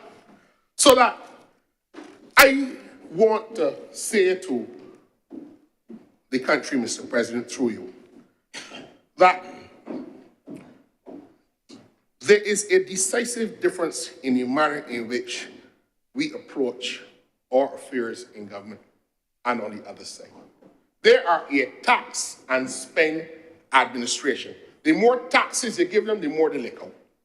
And when you hear the shout, whenever they return the government to us, when the people, return the government to the Barbados Labour Party, we have to spend the first couple of years cleaning up their mess. But you know, Mr. President, they ain't done yet, because they had the temerity to come in to this chamber a couple of weeks ago and to tell us that we grandstanding when it comes to protecting the rights of workers in this country. I don't want to spend a little time about the protection of workers in this country. I said on Sunday, and I will say again, the Barbados Labour Party, to which I am a member and a proud member, welcomes the return of Labour into the bosom of the policy-making arm of the Barbados Labour Party. It was driven out. And we have gone back to our historical roots, because when there was a time when all of the union were members of the DLP, cabinet ministers and members of government. That was not a problem. 3 senior members of the Barbados Worker Union were in one government, all elected to parliament, and it was not a problem. Bobby Morris on the backbench, Sir Roy Truckman on the backbench, Evelyn Graves in cabinet, Harcourt Lewis, some of them of blessed memory, all sitting and serving in the cabinet, and nobody felt the need to ostracize the government. We felt that the time that the government should have been conscious of the interests of workers in this country. What is their track record, Mr. President? What is their track record? Do you feel safe with them ever again walking the halls of government? Because their morning word and their evening word don't add up. Don't add up. And we understand these dynamics. Mr. President, this government understands that the world is what it is. It understands, Mr. President, that there will become a time for difficult discussions to be had, and we will embark on those discussions. Mr. President, we cannot refuse to transform our public sector, our judicial legal system, our education system. How can we proceed? And I hear this coughing or this cynicism that we're talking about setting a new business unit. If you go to the BVI, the Bahamas, Cayman Islands, you see a central business authority that handles all of the corporate needs of the society. It is not a government department. We need to be able to compete with those entities in order to retain the level of international business that we currently enjoy and not put that sector which pumps millions of dollars of taxes into our economy, that allows the Minister of Finance the flexibility to come to the people and say, no new taxes in the budget. So when the Democratic Labour Party came to office in government, that Ministry of International Business was tied with the Ministry of International Transport. 2 totally unrelated ministries were put together. Hurricane George. It had to be a catastrophe. Had to be a catastrophe. So it might be a stupid point to you, but it ain't a stupid point to these children who had to go to school and not get no textbooks for 10 years when they start school in September in Barbados. You can talk about the ash workers, but you know, I'm a parent. I have children going to school at primary school, right? So, and Mr. President, I don't need the intervention or the help. She cannot help. Can't help. in due for purpose. Honorable She's not, Senator, Mr. President, she's Honorable not doing that Senator, for Honorable purpose. Senator, please address the chair. Mr. President, she is not addressing. There are only honorable members here. They know he's a she. Mr. President, the Honorable Senator cannot help and do for purpose. I don't need the President's help, sir. Mr. President, the Honorable Senator cannot help. The Honorable Senator wants to perfect silence. Wants to perfect silence when the Honorable Senator speaks. And placed in the media and the gallery that the Honorable Senator, come here, I'm being bombarded, I need to be protected. But let the Honorable Senator keep chiming away. Let them keep chiming away, Mr. President. Let us talk about them. No. As I was saying, Mr. President, I believe that the management of the public finances in the hands of this government speaks for itself. I believe, Mr. President, that it's time now to address the systems in the country that have to be transformed. Mr. President, the thing about it is that development is not, in my view, an evolutionary concept.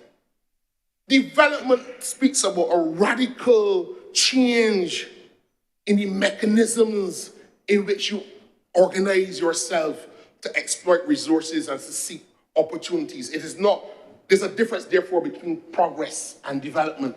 Development is much more radical, Mr. President. The education system that we had in this country, Mr. President, was created in the 1850s, 60s by the Anglican bishop, following that commission, the Mitchison Commission. And when you read the report of the Mitchison Commission, Mr. President, it speaks about a muscular Christian society and to contain the random ambition of the black working class. That was the purpose of the Victorian education system that we constructed in the middle of the 1800s. And the Labour Party tried to alter or to try to tackle it on two occasions. In fact, in the 1970s, Sir Louis Tull, as Minister of Education, we brought the Education Act. And in my view, we were short-sighted because at the time we thought that if we legislated out the whole concept of a grammar school and a comprehensive school, that legislative change would have changed the culture. By the 1990s, when we came back to office, the White Paper on Education Reform, Mr. President, told us that 76% of the students leaving secondary school were leaving without any certification. In 1995, Mr. President, and the White Paper on Education Reform was built to address that deficiency. What is it, miss?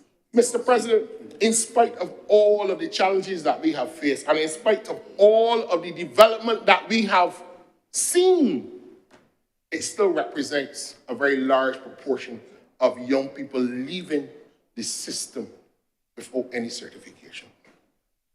And I am as appalled as they are appalled, but my shock is not that we are trying to break down the system that has done well. Yes, it has done well for the 25%.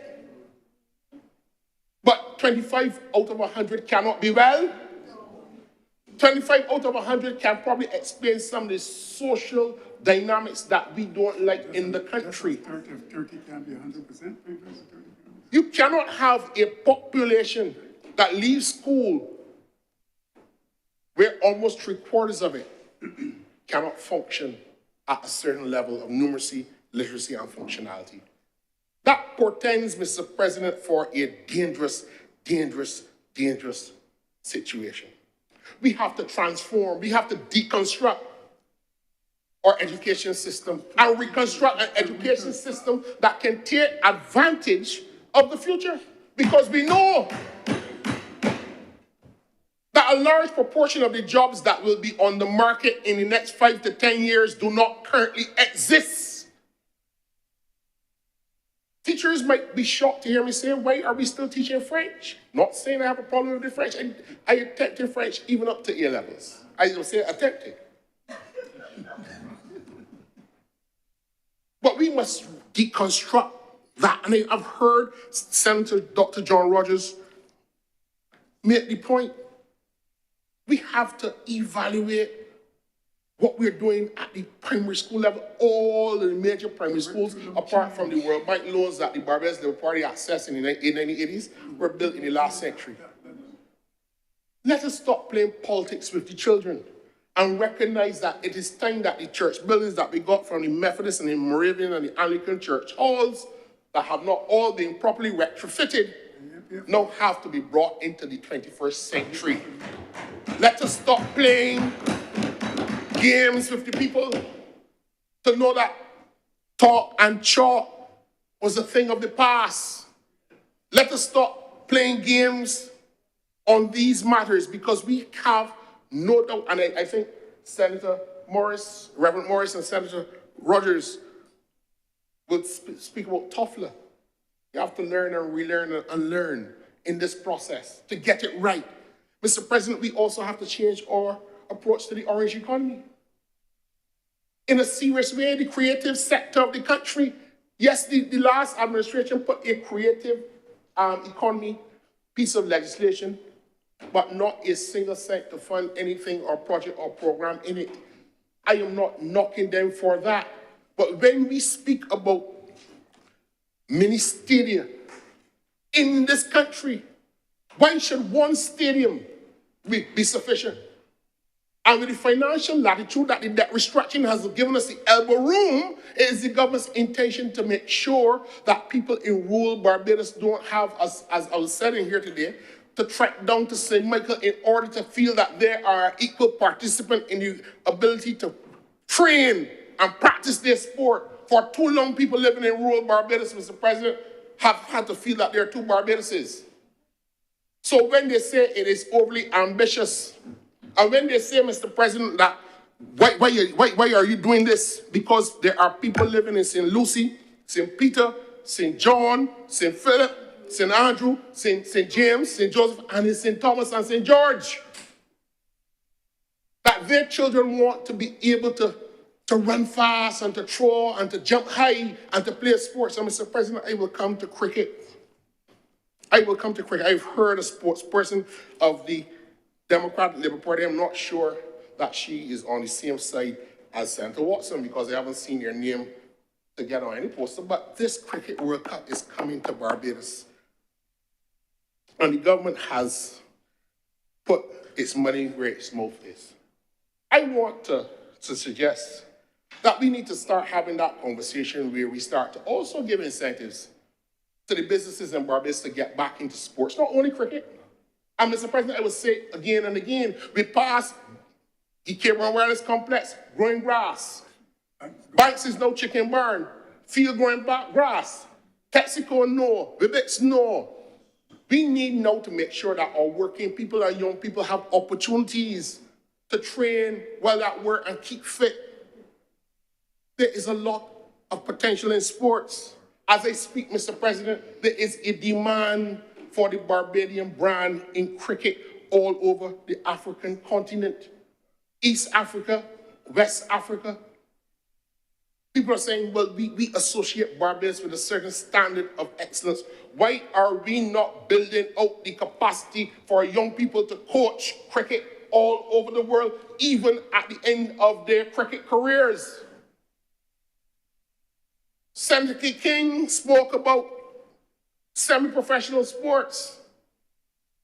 Why are all the major sporting organizations still having their first division championships or premierships and handing out a trophy and a couple $100 after a whole season? These are things that we have to do. We can only do that if we create the facilities in the communities across Barbados that would engender and encourage the orange economy at the level of sporting excellence. You can't come to this country in 2023 and talk about that is ambitious and that is the government is being overly optimistic. We don't know where the next sporting hero will come from and in what discipline. We cannot see Barbados as it was in 1966 and feel that we are a prisoner to that moment. And I sat here, Mr. President, Senator Paris as well, and one of my only criticisms I had with the leader of the Senate from the opposition side then, who subsequently became Prime Minister, was that he told us a vision for a long time, you know, but he has not learned or forgot anything since 1966. And for them, Barbados' trajectory is anchored on that basis. I want to say to the young people, Mr. President, who are watching this debate, who, as the Honorable Senator Watson has said, are watching this debate, we have to anchor our boat going forward, Mr. President, keeping our eyes on the domestic dimension of our development and the external realities of our development. There is no debate between the two. There are parallel lines that don't intersect. But if you step out of sync in either dimension, you will fail the people of this country. I understand that governance has become more complex, Mr. President. I understand that the traditional talking points of the political side, we get into this cut and thrust. We knock the hospital, we knock this, we knock the other side of the door. But let us build a consensus about taking the country forward. Because one thing I would say, I welcome the return of the Democratic Labour Party to the political stage in this chamber, but I welcome the opportunity, which I don't think I have had, to debate on policy and policy mixes that are right for the country. We will not get it all right, Mr. President. I still believe, Mr. President, that the goal of building a good society should be the enduring mission of this generation of members of both houses of Parliament. It is too important a society for us to get bogged down in the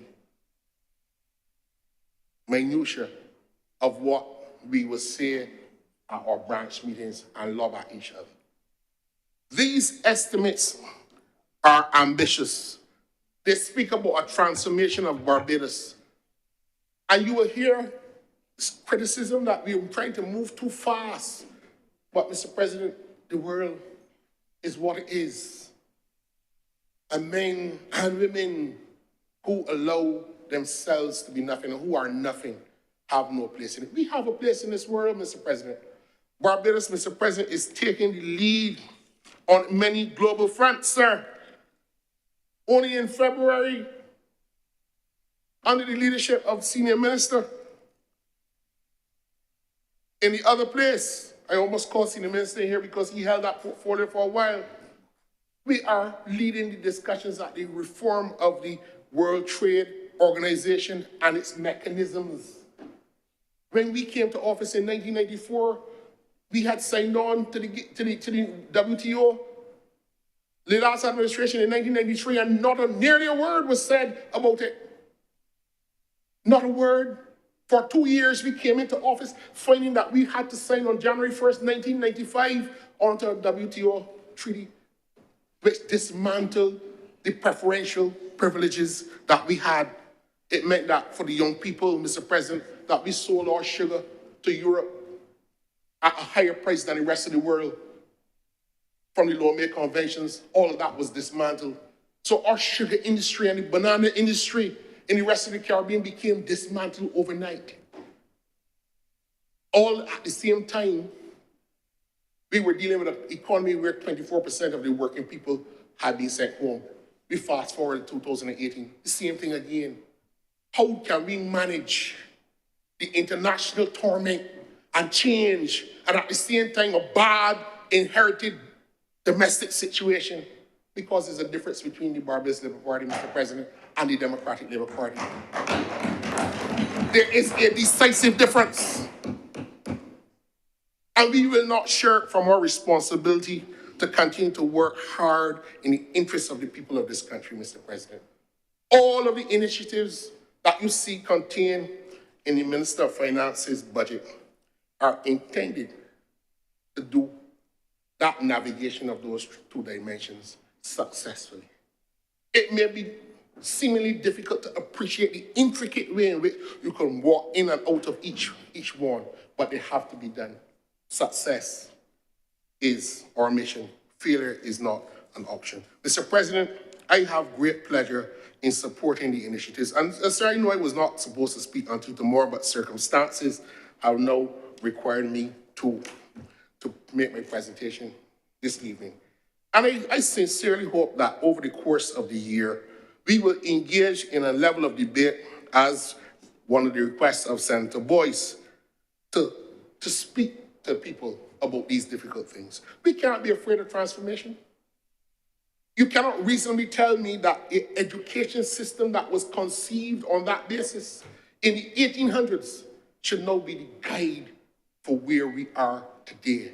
You cannot tell me that a civil service that was predicated on administrative detail cannot transform itself. Mr. President, we are facing the influx of disruptive technologies, smart contracts, artificial intelligence. Barbados cannot stand and say, we ain't worried about that. Then we want to get more money for the hospital.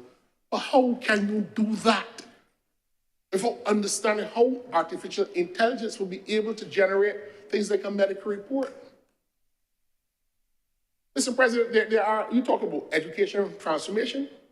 The artificial intelligence will tell you what part of a child is struggling in, and then develop all the tools to help that child get over that particular area because it can assess the student on site. So our ability to do diagnostic testing.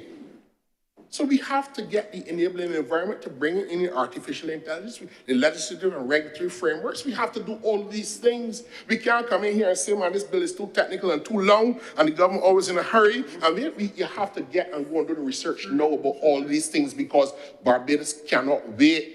It cannot stand up and say, well, all those things going on in the world, but that ain't bothering me. What do we do if or when there's a change in government in the United States of America and the posture changes? The posture to climate change and climate resilience changes. What do we do? Do we then develop the capacity to deal with climate? Mr. President, I heard sniding criticism and cynicism of the green bonds and the work that we're doing in the environment. There was some kind of cynicism. You don't hear the other side talking about these things. And it bothers me. It bothers me significantly. This is a difficult world in which we live in, Mr. President. And, you know, part of the transition that we see is that there's a level of hypocrisy that is being, Western hypocrisy that's being exposed by the current international circumstances. And it is sad in a way, but good in a way, because it is sad because we cannot predict with any accuracy how it will necessarily play out. But the Security Council voted in the last couple of days for ceasefire in Gaza.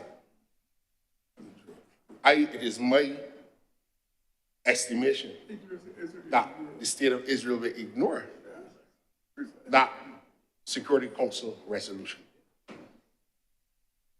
That will, in my view, upend the integrity of the multilateral system at the United Nations. It is a dangerous, dangerous portent. We need to start understanding the world in which there are rogue states that have the might to ignore the international system that has brought stability since the end of World War II. That is a dangerous, dangerous thing. And Mr. President, as I draw to a close, and I will show the connection, next year this country will celebrate, no, I wouldn't even say celebrate, we will acknowledge 400 years of the arrival of the British in 1625. I want to call for the return of the Endeavour flag from Britain. The Endeavour flag, Mr. President, is the flag that was created by the slaves in the rebellion when they wanted to fight for their freedom and establish a new country, a new republic. And they recognized and respected the authority of the British king at the time. But that flag should not adorn the halls of any British museum. Exactly. It should be repatriated to Barbados in 2025 as a mark of respect for the sacrifice that our elders and forebears 4 banners, 4 of them around Endeavour. fought for their freedom in a war that they lost. Mr. President, I also call for this country to continue the efforts to project the Barbadian image of who we are as a people. Yesterday, I went to the school at Waterford, where I spent only 2 years, and I know the people from SMS will cuss me. But I was proud to see young people with hairstyles looking like that which is sported by Senator Watson, Senator Haynes, Senator Thompson, and Senator Paris, and Senator Drakes, and Senator Boyce. Could not happen in our time. Too long have we caused our people to operate in an image which denigrated themselves as people. Senator Thompson had to face the criticism many years ago of wearing a corkscrew hairstyle. As a minister, ministers shouldn't do that. And women did it too. We live in a society that have liberated that. Young people. I want, Mr. President, to conclude my presentation as your signal to me that I have come to the end of my time by saying, Mr. President, that let us, with one voice, continue to work hard for the people of our country. Let us debate fiercely our ideas. We will defend our position, the opposition will defend theirs. But let us do it with truth and honor and virtue. Mr. President, I'm obliged to you.